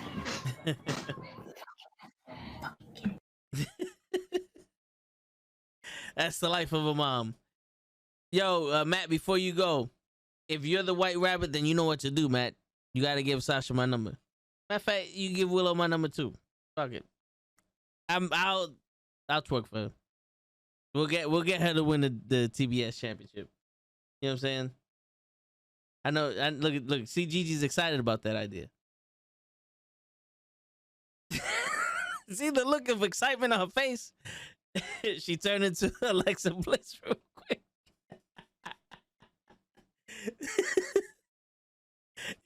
You muted.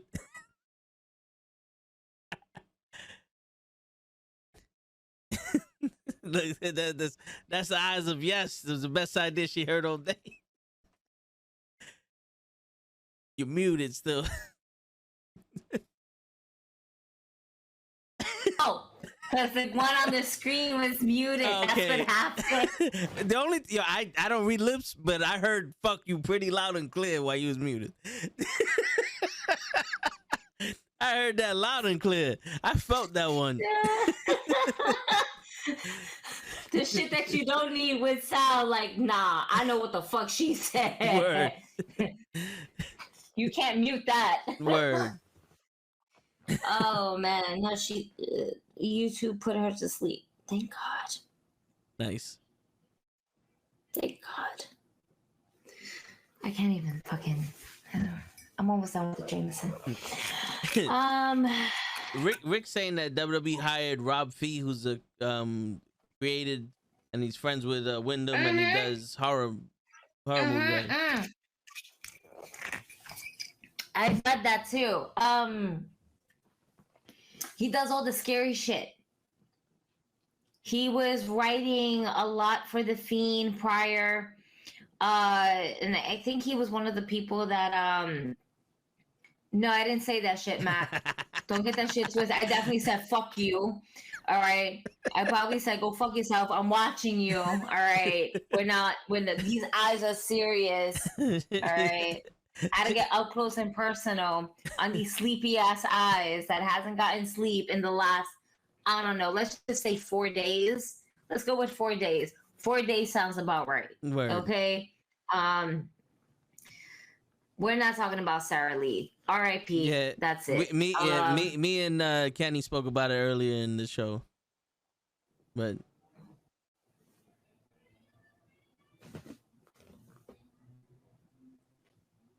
she died. I'm sorry. I deal with too many deaths already that's happening in my personal life to give a shit about someone that didn't really put an impact on my wrestling life. Yeah. Okay. God forbid, Shawn Michaels died tomorrow. I am fucking crying like a fucking baby. Sarah Lee does not have the same effect on me. Okay. God forbid Trish Stratus dies tomorrow. I will cry for her. I will not cry for Sarah Lee. She did not put an impact on my life like that. I will cry for Lita. I will cry for Trish. I will cry for Mickie James. I would cry for Paige. Yes. I said, Saraya. I will cry for her. Why? Because she made that much of an impact on my life in the world of women's wrestling. Sarah Lee did not. She didn't. And I'm not trying to like, oh, I can't believe you're saying some shit. No. Everybody has their own. It sucks. She passed away. I don't even know what she passed away from. But she passed away. R.I.P. Much respect. Moving forward. That's how much emotion I have for her. And it's not a diss. It's not anything like that. I may be extra sassy today or whatever the case may be, but she did not make that much of an impact for me to really be like sopping, like, I can't believe she done passed away like that. Like, I'm not here for that. But R.I.P. And that's that. Moving forward. Tony Khan's a bitch. Yeah, so the guy that they hired as a horror writer, he's Wyndham's friend. Yeah, horror writer. He does his own thing. He was one of the main people that was behind Bray Wyatt, the Fiend. He's the one that created the QR code. Okay, and that's so working. With all this QR code of like, let's just create this and see what happens with the fans and everything like that. He was the one that created that, and look how well that turned out to be. Everybody's now watching Raw or SmackDown. Yeah. To see what's the next clue. What's the next code? And the next code is going to happen tomorrow on SmackDown. Yeah. Again, I want the last QR code to happen at Extreme Rules. Kind of give people a warning or a heads up. Well, like they're here tonight. Yeah. Because that'd be dope if it was they're here. Put they're here. The fuck you mean they? Right? Oh shit. The White Rabbit's more than one. It's retribution. Bye. No, goodbye. No. Go fuck yourself. On that note, thank you guys for watching. We're not doing this shit no more. Ciao, bacalao. Be care. Brush your hair, except for Toe, because he ain't got no shit. You know. I got a few strands. Here. Let me zoom in and out for you. I'm gonna do a boomerang.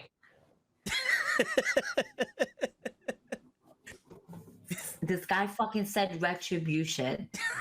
At least give me Nexus. At least give me Nexus. You disrespectful bald-headed fuck. Give me Nexus at least. You give me retribution. What about the core? Give me retribution. No. Love to stick around, but you know what? After that retribution shit, I wouldn't want to stick around either, pro. I want my $20. Listen, I'll drop you his fucking Cash App so you can get your fucking $20, pro, because this is ridiculous. I'll cry for Sarah Lee, the bread.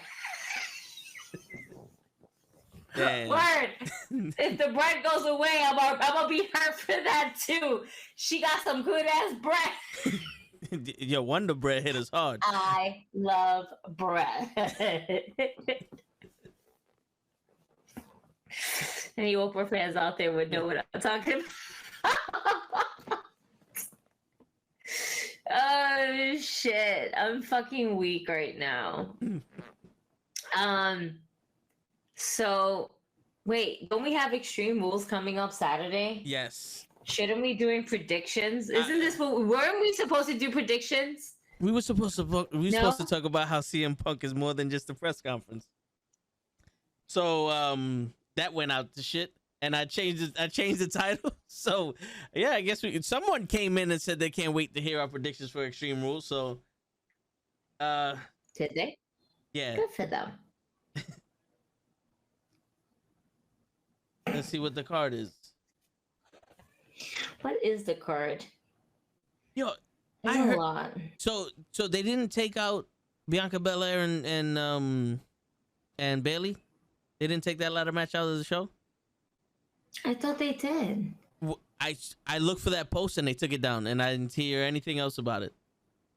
I from what I understand, that they beat her up so badly on Raw that the doctors that the doctors didn't clear her to wrestle on Extreme Rules. So we're not getting a women's ladder match for Extreme Rules, which is dumb as fuck, but whatever.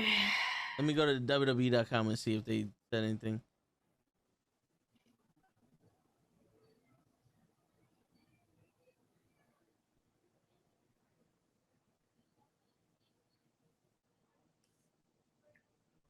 Extreme. No, yeah, they're still showing that match.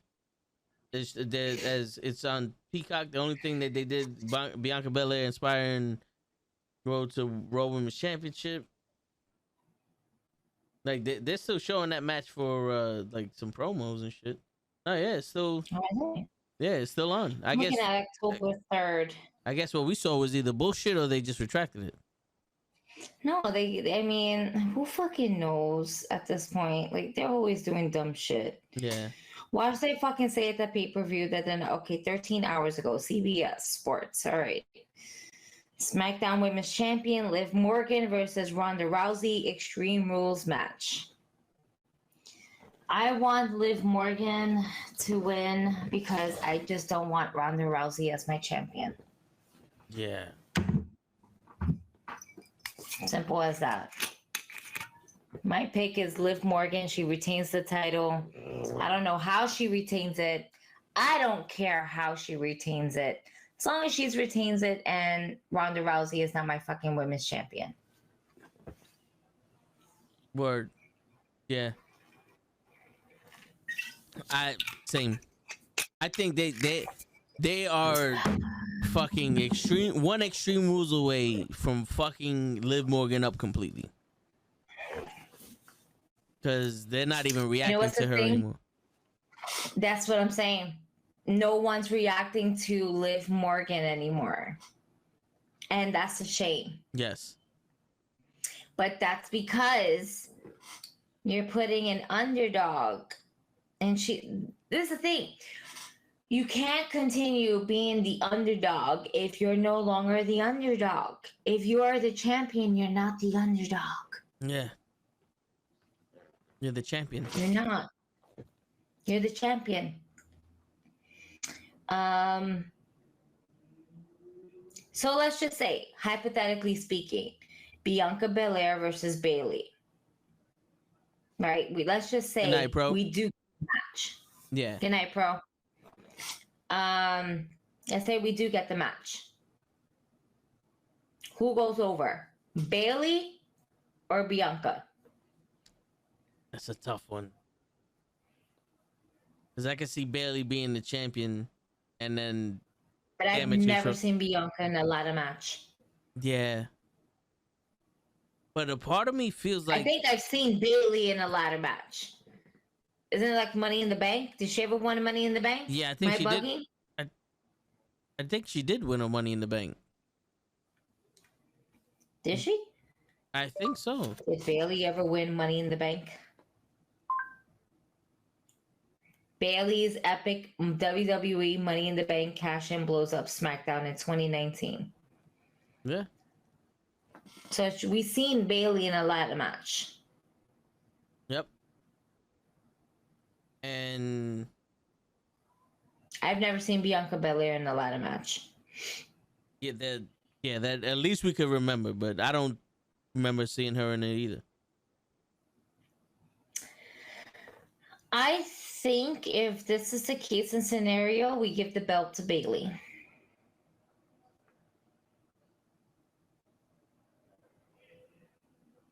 Yeah, I mean, this is one of those matches that no one can really lose. Mm-hmm. You know? I agree. Like either one of them, if Bianca wins, it just cements her as a champion even more. If Bayley wins, it puts her in a position to have the damage control to be like a bloodline. Everybody got the title. And it can still have Bianca going after Bayley for the championship. Mm-hmm. And I think I always like watching Bianca Belair being the one chasing the title as opposed to somebody else chasing the title. As opposed to her being the, I said it right. Yeah. I always like watching Bianca Belair chasing the title as opposed to somebody else chasing the title towards Bianca Belair. Yeah. Cool. Matt Riddle versus Seth Rollins, the Fight Pit match. I say Matt Riddle. I kind of feel like Matt Riddle has to win that because it's his match. But also, it doesn't feel like this is going to be the conclusion of their rivalry. It needs to be. It does. We need to get over this. This needs to be the end of all ends. The end of means. That's it. Yeah. Yeah. No mas. No mas. Seriously. It needs to end here. I thought it was going to end at WrestleMania. Clearly, that's not it. Yeah. I mean... Or even at the last pay-per-view, at the last match that they had. I thought that was going to be the end of it. There's no reason why this needs to continue to drag. Yeah, because Seth Rollins is going to have to start stepping up and either, getting a title shot from Roman or some shit. Because it's either him or Matt Riddle. Because this is one of those storylines that you're going to have to push him to the top. And the thing is that with Seth Rollins, he's easier to put in the title reign as promo, as cutting this, cutting that. Matt Riddle is the guy who normally likes to lay back, and I don't think that Matt Riddle is ready for the undisputed heavyweight championship role that it needs to take when it comes to media. Yeah. And him getting high all the time, I don't see him being the face of WWE. Plus, on top of that, his dirty laundry has already been aired out way too much. That it would put WWE in too much of a scandal to put Matt Riddle in that, in the main title picture. Yeah. Where he's actually holding the title. Like, Seth Rollins can handle the pressure. I don't think that Matt Riddle can. Yeah, I can see that. You know? Yeah, Seth Rollins been I there. feel like right, and that where Matt Riddle will just get there, he'll tackle it within the first 2-3 weeks, but then after that first initial month is going to be like, bro, this is too much for me, bro. I can't. You know what I'm saying? Yeah. Yeah, I The can. presence won't be there. Go ahead. No, I was just saying, and Matt Riddle, I can't see him beating Roman anyway. No, I see Seth beating him. I don't see Matt Riddle beating him. Yeah, I don't either. He's too he's too mid. For lack of a better word, he's too mid card. Like he's not serious enough to fucking beat Roman. You know. Yep. That's true. That's true though.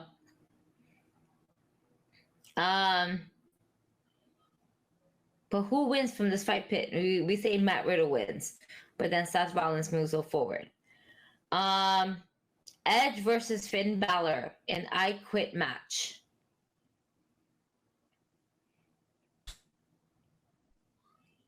I want Finn Balor to This win is this. tough. But I don't. Same. These are some of the matches. I feel that the Judgment Day needs to win in order for them to solidify themselves as a strong faction. Yeah. Because at this point, it looks like it's so fucked up, right? Edge was the leader. Yep. Then we recruited Damian Priest and Rhea Ripley, right? Yep. So the next person to be in charge should be Damian Priest, but it's not. It's Finn Balor. Yeah. It's Finn. It's Finn. Why? Because we saw him as a leader in the Bullet Club. Then you try to bring AJ in this. Who's to say that AJ won't get involved? I want AJ Styles. If AJ Styles does not have a match, AJ Styles will definitely get involved to be part of this pay-per-view to help out Edge. Who else would help out Edge? Rey Mysterio. And guess what will happen? AJ Styles will come out to help out Edge first to balance this nonsense between the Judgment Day and Edge. Just Edge, right? And then that would fail. And then Rey Mysterio's gonna come out. And then he's gonna be like, don't hurt me, hijo. Mi hijo está bueno. Eres bueno gente. He's just misguided. I don't know. He sucks dick now instead of eating pussy. And I don't know. He likes to be pegged on Wednesdays and on Mondays and on Fridays and occasionally on Tuesdays during NXTs. He just, it's just mi hijo. He's confused. He's confused. I feel like with the distractions of Rey Mysterio, not so much of AJ Styles, but Rey Mysterio for sure, that Edge will lose and Finn Balor will remain victorious. Yeah. You know what would be dope? If the White Rabbit comes out during this. I mean, yeah. No? Yeah, but what would be dope is like Edge is about to make Finn Balor tap and Dominic comes and AJ Styles comes and he's fighting Dominic and Edge is like, all right, then he goes back to Finn, but Ray comes out and it's one of those AJ Styles turns on Ray and beats up Ray, but Damian Priest and Rhea Ripley turn on Dominic and they use Dominic to get Edge to quit because that's Not like yet. a nephew to Not him. yet. And it is Finn Balor, AJ Styles, and Rhea Ripley and Damian Priest in the Judgment Day and Dominic's out. I think I'm so sorry. Long day. I think that we save what you said, right? Until this guy comes by from NXT. What is his name? Oh, the Spanish dude, Fantasma. Fantasma. Yeah. Yeah. I think I would wait for what you just said, right? And apply that to when they come by. When he brings the Madrina, the tag team. Why? Because that's more of a family legacy type of thing where they have the beef with the Mysterios. Okay. And then Dominic starts seeing, oh, this is more than the Judgment Day. This goes way back. This is more to the roots than this shit. Yeah. I think I would save that for that moment. That makes sense. I wouldn't use it for Edge. Edge was like an uncle. You know, Edge came down with the mask.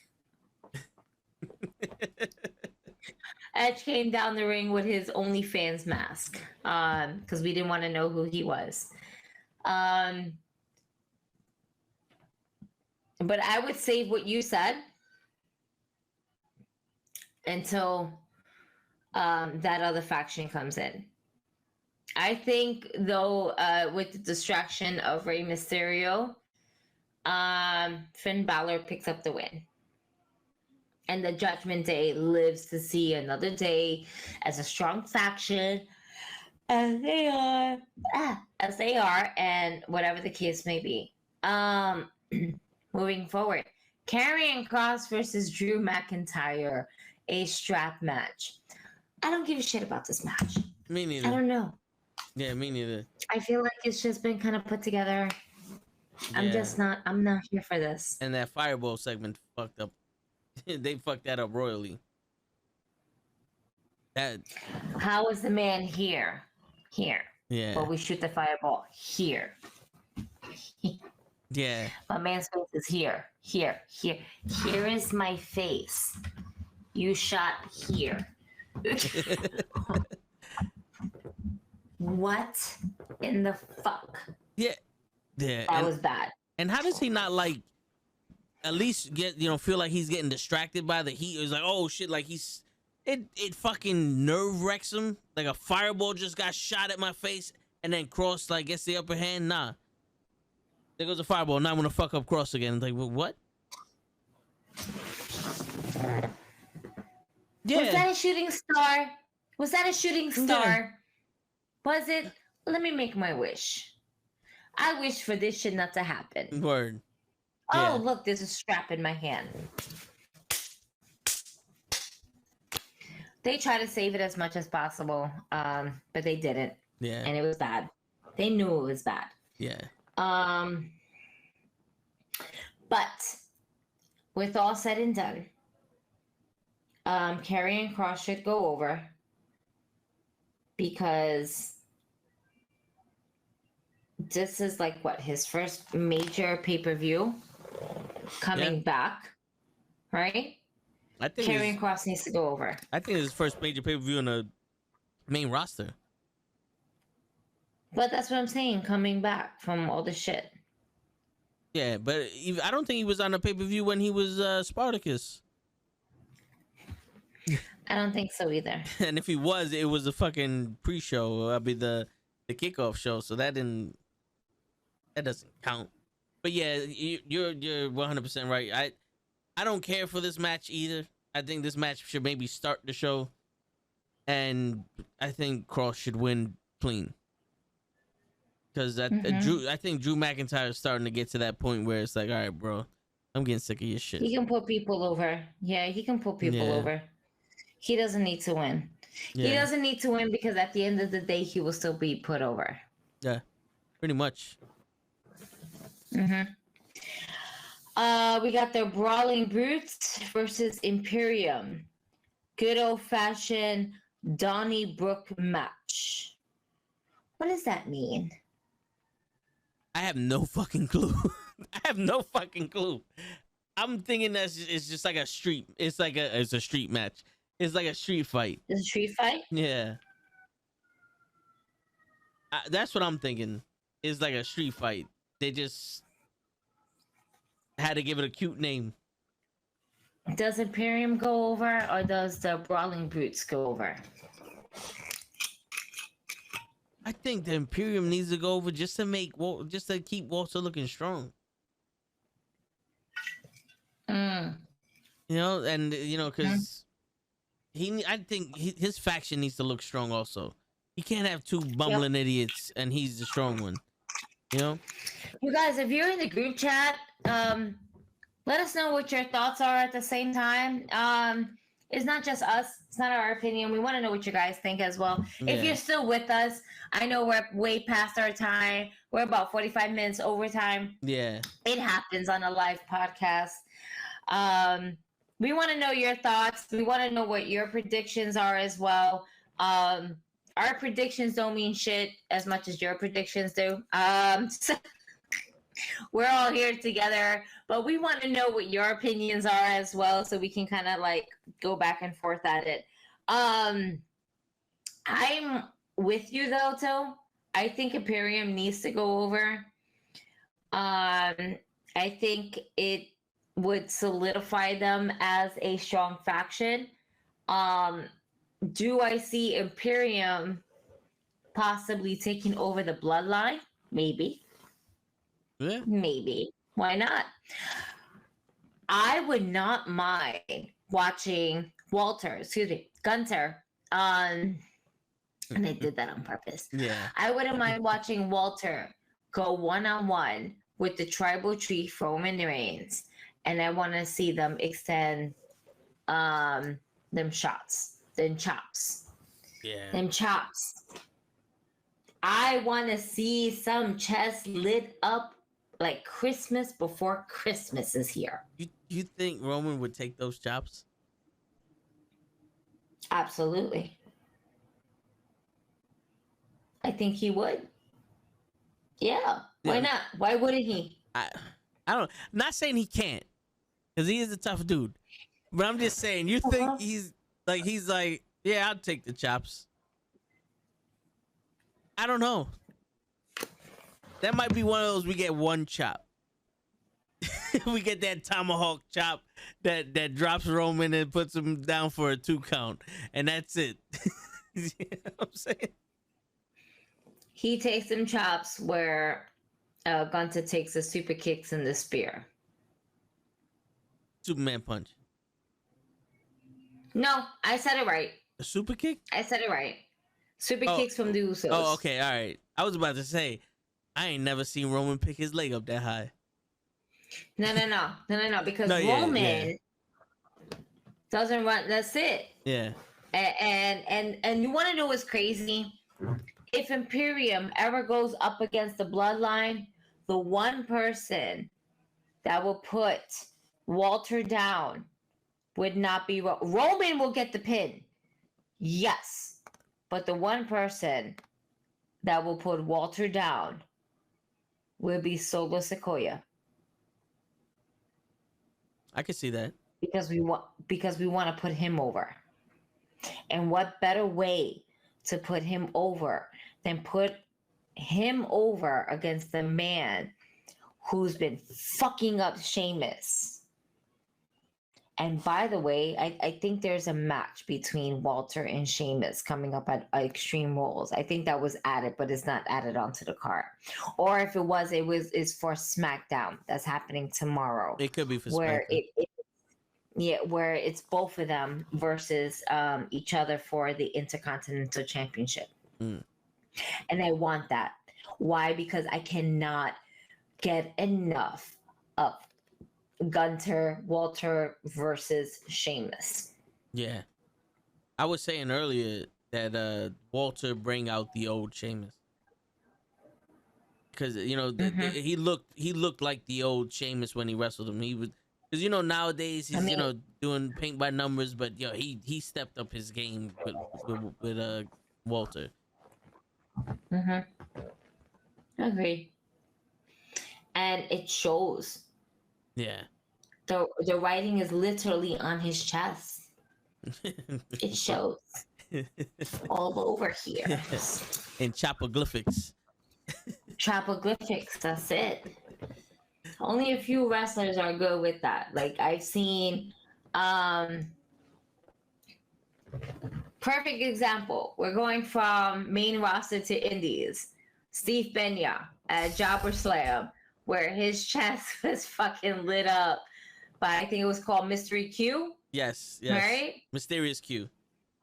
Mysterious Q. And his chest was lit up like Christmas. I said, yo! Word. I feel the heat. I feel heat without touching you. He didn't put a shirt on for 4 days. Shit. That's worse than a sunburn. God damn. Word. Damn. Which, by the way, I kind of saw Ron Simmons and The Godfather as I was like kind of walking at Comic-Con today. I just didn't want to take a picture. Yeah. Because I have a picture with Ron Simmons already. I don't have a picture with The Godfather. I do want a picture with both of them. But for my daughter to not know them and I don't want them, I'm like, what is he known for? Bringing hoes out. What is he known for? For saying the word damn and then kicking people's asses for money. Yeah. Because then knowing her, she would have been like, I want to kick people's butts for money. How do I do that? Tell me your secret. She would have probably figured out how to get him to kick my ass for money. I got $5. So she would have been like, so I have a friend that I beat him up with a chancleta. Do you know what a chancleta is? It's a slipper that we call it snap. It's a flip-flop. Mommy, explain it to him. He doesn't know what a chancleta is. And I beat him up every time. Meanwhile, I'm over here probably talking to The Godfather. So, how many hoes did you have in your whole wrestling career? He actually had a legitimate escort service.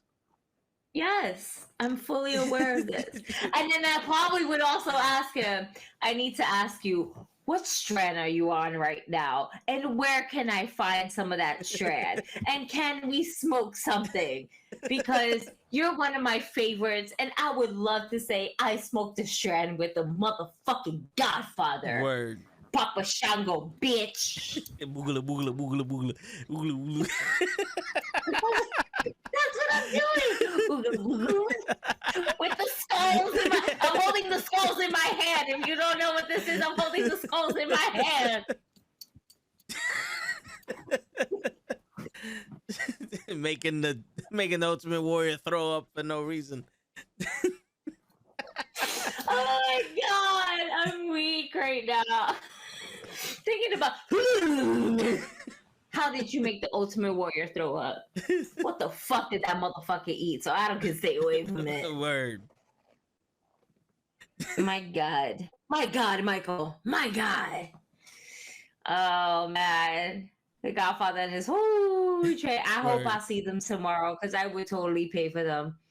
I don't care if I see Ron Simmons before as Batgirl. I would pay to see Ron Simmons again because he's just so dope. There's a list of wrestlers that I would pay to take a picture with them, even though I already took a picture with them in my past lifetime. Ron Simmons is definitely one of them. Hacksaw Jim Duggan would be another one. Yeah. Believe it or not, and I can't believe I'm saying this, but yes, Hulk Hogan would be another one. Why? Because Hulk Hogan is for the fans, no matter what. No matter how distasteful he is and how we feel about him because he doesn't like colored people and whatever the case may be. When he's being paid, he actually gives you meaningful moments.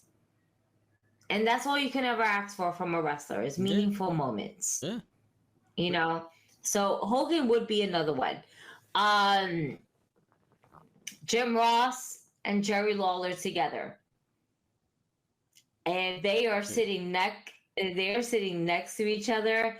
I will pay to have them both to take a picture with me and just shoot the shit, because why? They are legends in the game. Tony Schiavone is another one that I would pay again just to have that experience, because Tony Schiavone is that fucking awesome. Okay, if you've never met Tony Schiavone and you have a chance and opportunity to meet Tony Schiavone, I highly, strongly advise you to get that moment, that autograph signing, whatever it is with Tony Schiavone, because he is that down to earth and he loves talking about wrestling and he loves engaging with the fans, no matter how small or how big it is. Man, Hurricane Helms, another one. What's up with that? That was my shit. He has his hurricane title with him, and he will definitely put that title around, like, on your shoulder, just to take a picture with you, because the hurricane, you know, is always coming through. You know, Word. Trish Stratus and Lita. Why? Because they are the two biggest icons in the women's industry during the bra and panty match eras, that actually took it to the next level and made such an impact on women's wrestling that didn't have to deal with bra and panties. Yeah. And, you know, I mean, I met Penta. I met Ray Phoenix. Of course, I will meet them again. But in all honesty, that's all I can think of at the moment. Maybe Sergeant Slaughter again. But I've heard as of recently that he's just been such a prick lately. So maybe I'll stay away from that. I already got my experience. I don't want to have a second experience and let it turn sour. Sergeant Slaughter and Jerry the King Lawler fucked up my experience meeting people. If it wasn't for Hacksaw Jim Duggan, I would have probably been on some I don't want to meet any wrestler. He's another one. Did I mention him? Yeah, he was the Hacksaw Jim Duggan? I think he was the third person you mentioned, Yeah, he was great. Yeah, he's wonderful. If he was there tomorrow, I would be like, here you go. Let's do this again. Word. Why? Because you're that fucking awesome, and he'll give you that experience as a wrestling fan. Yep. Other than that, I haven't. Like, I met a few wrestlers and announcers and everything. I really wish that I could meet Booker T. My bucket list will always be Shawn Michaels, Kevin Nash too. If I can meet Kevin Nash again, absolutely. He'd be around. He'd be at Comic-Con a lot. When I went, him and Scott Hall were there. Giants, bro. Yeah. Like, I know you've seen them, but I've seen them. Mm-hmm. They were maybe about 15 feet away from me, and they were the tallest people in the room. And I was like, damn, these motherfuckers are tall. I know they my height, but they still tall. So, Joseph, just to let you know, you don't need a 2x4 so he can sign it. He actually has small 2x4s or smaller ones in general, so he can actually sign them. So that's his autograph for you. He doesn't autograph photos. There's photos there if you want to, but he actually has planks of wood for he can go ahead and sign them for you. Matter of fact, I don't know if you can see. I'm gonna pull my camera up. That right there is signed by Hacksaw Jim Duggan. Oh, nice. And the New Day are on top of it. They have Funko Pop New Day on top of it, plus the fucking Unicornos from Tokidoki. But that wood that they are standing on is definitely from Hacksaw Jim Duggan, and he does indeed have them, so he can sign them for you.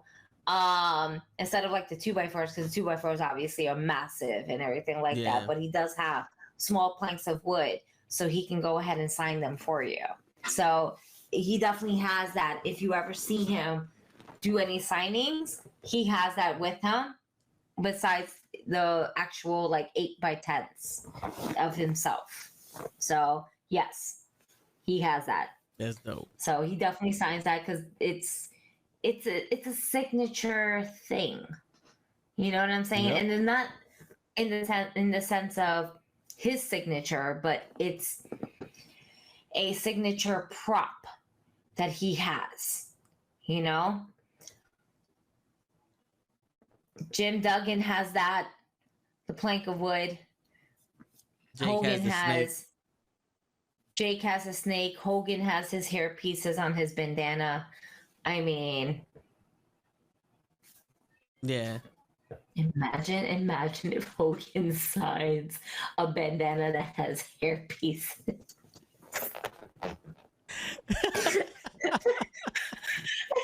His hair pieces. He could write Hulk Hogan, and you could be Hulk Hogan with his signature on the back of your neck. I swear to God, if I ever got one of those, I would rock it like it was my hair.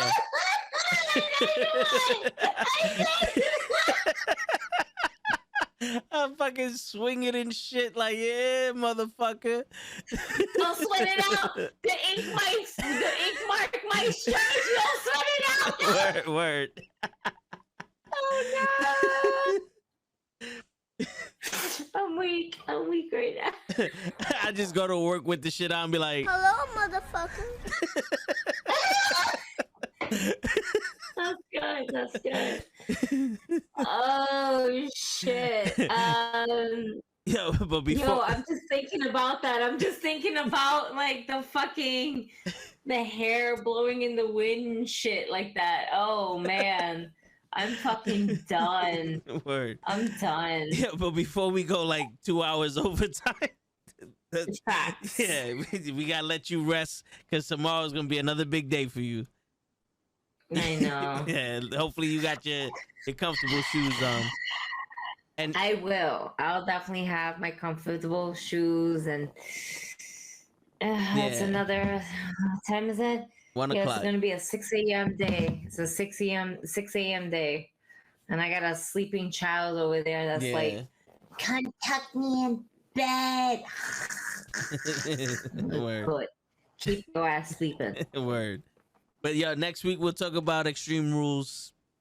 Hopefully we get to that topic and we don't fall victim we'll to all get the to that topic. backstage shit. Whatever time I get here, we'll start that topic. Yeah. All right. Well, that way we don't.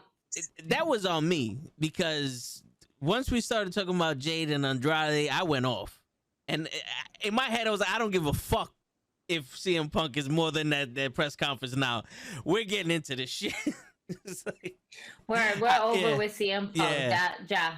I got about to beat Rollins. I got a little sassy myself today, so you know.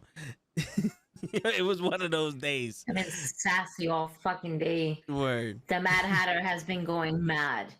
Yeah. Okay. I have been going fucking mad. You know what it is? My child's at that age where she sees things and she's like, oh my God. And then just. Yeah. And I'm like, where are you running to? Word. And then I go into happy mode to straight parent mode, like, where the fuck you running to? Get over here. Become fucking Scorpio or fucking Mortal Kombat. Get over here. Because you lose sight of her for 1 second, she could be gone. And then instantly. And that's not a place you want to lose somebody in. And then she instantly realized that because at one point, I kept telling her this shit all day as a parent. If you're a parent, you fucking know, don't fucking run away from me. I literally had told my child, don't fucking run away. I don't give a fuck if you see whatever you love to see. We will eventually get to, don't fucking run away. This is not the place for it. Word. I have anxiety. Don't fuck with me. Word. What ends up happening? I want lemonade. okay, let's get lemonade. And we're in the process of getting lemonade. And as I'm telling her, hold my hand, she lets go. And what happens? A stream of 5 to 6 people are walking now in between us. And she's like, and I was like, She's like, I thought I was going to lose you. I was like, and this is why I told you to keep your ass next to me. Bitch. She's like, I'm sorry. It would never happen again. I was like, One of these days, one of these motherfuckers gonna kidnap you and you're cute. And you're in Sailor Moon. Word. You're extra cute. I don't want nobody to kidnap me from you. Well, then don't fucking move. Word. If I had a group of friends that was with us, I would not honestly have no problem. But it was just me. Yeah. Me against the world. That's like me. I feel like Scott Pilgrim against the world. That's how I felt like. All right. I had to fight off all these assholes that are either A, checking me out, or B, just be like, oh my God, your daughter's so cute. Can we get her picture? Fuck. Yeah. Take your cute ass over there. You want a picture? Cool. Like, it's Comic-Con. Yeah. It is very common for this to happen. Yeah. But and they have huge signs too about sexual harassment and all that other stuff there, you know. Everything. Yeah. And but you know what? Just this is the thing. Everybody goes to Comic-Con to dress like a whore. Yeah. I dressed like a whore today, and I got away with it. But I had a jacket. I had a jacket to cover my ass. I got some short shorts. I don't trust niggas in Ubers anymore. I don't trust none of these niggas. I don't just trust anybody. Why? Because I'm a very insecure person that if you look at me in a certain way, I'm going to be like, what the fuck is wrong with you? And then my true Brooklyn Bronx girl comes out and then it gets ugly. And I'm not trying to be this ugly in front of my kid. Yeah. I can do it afterwards, but not with the kid. She don't need to see this ugly side of me, but she needs to know that I'm gangster enough to fuck her up when I need to fuck her up. Seriously. What the fuck is wrong with you? Seriously. Can't be talking to everybody like that. That's why we took an Uber, so you don't talk to strangers on the train. Shit, I'm not afraid of a lot of people, but my mother was one of them. Yeah, exactly. Exactly. We put the fear of God in your fucking soul. Word. That's why my friends want to send me their kids. Go ahead. Go with Titi Gigi. No. Why? Because she don't play that shit. That's right. I don't play that shit. Word. Bitch, you must be out your goddamn mind. What your mama do? Really? That's not what I do. Go do it yourself. Word. Mama. And hurry up, because you're taking too much time. You're taking too much of my time. Let's go. Word. Get your bitch ass up and let's go.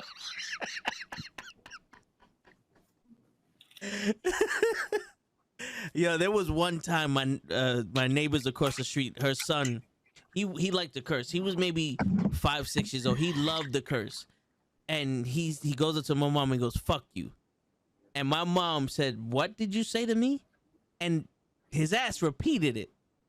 She grabbed him by the collar of his shirt and lifted him up. And in my head, I was like, at this point, my mom was already an older lady. And I'm sitting there, I'm like, damn, my mom still fucked me up.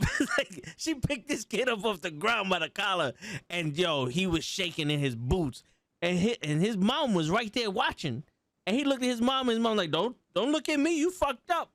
You don't talk to Esther that way. And she's like, what did you say to me? He's like, I didn't say nothing. And she's like, you called me a whippersnapper, didn't you? He's like, yeah. And ever since that day, he always called her a whippersnapper, and that was their little thing. And he never cursed in front of her again. And in my head, I was like, boy, you are lucky that you're not her son, because she'd have fucked me up. Shit, at the time I was like 19. I was like, I would never say that shit to my mom. She would have fucked me exactly. up. Word. It's like shit. Exactly. But on that note, yeah, it's your friendly neighborhood knucklehead signing out. Peace, everybody.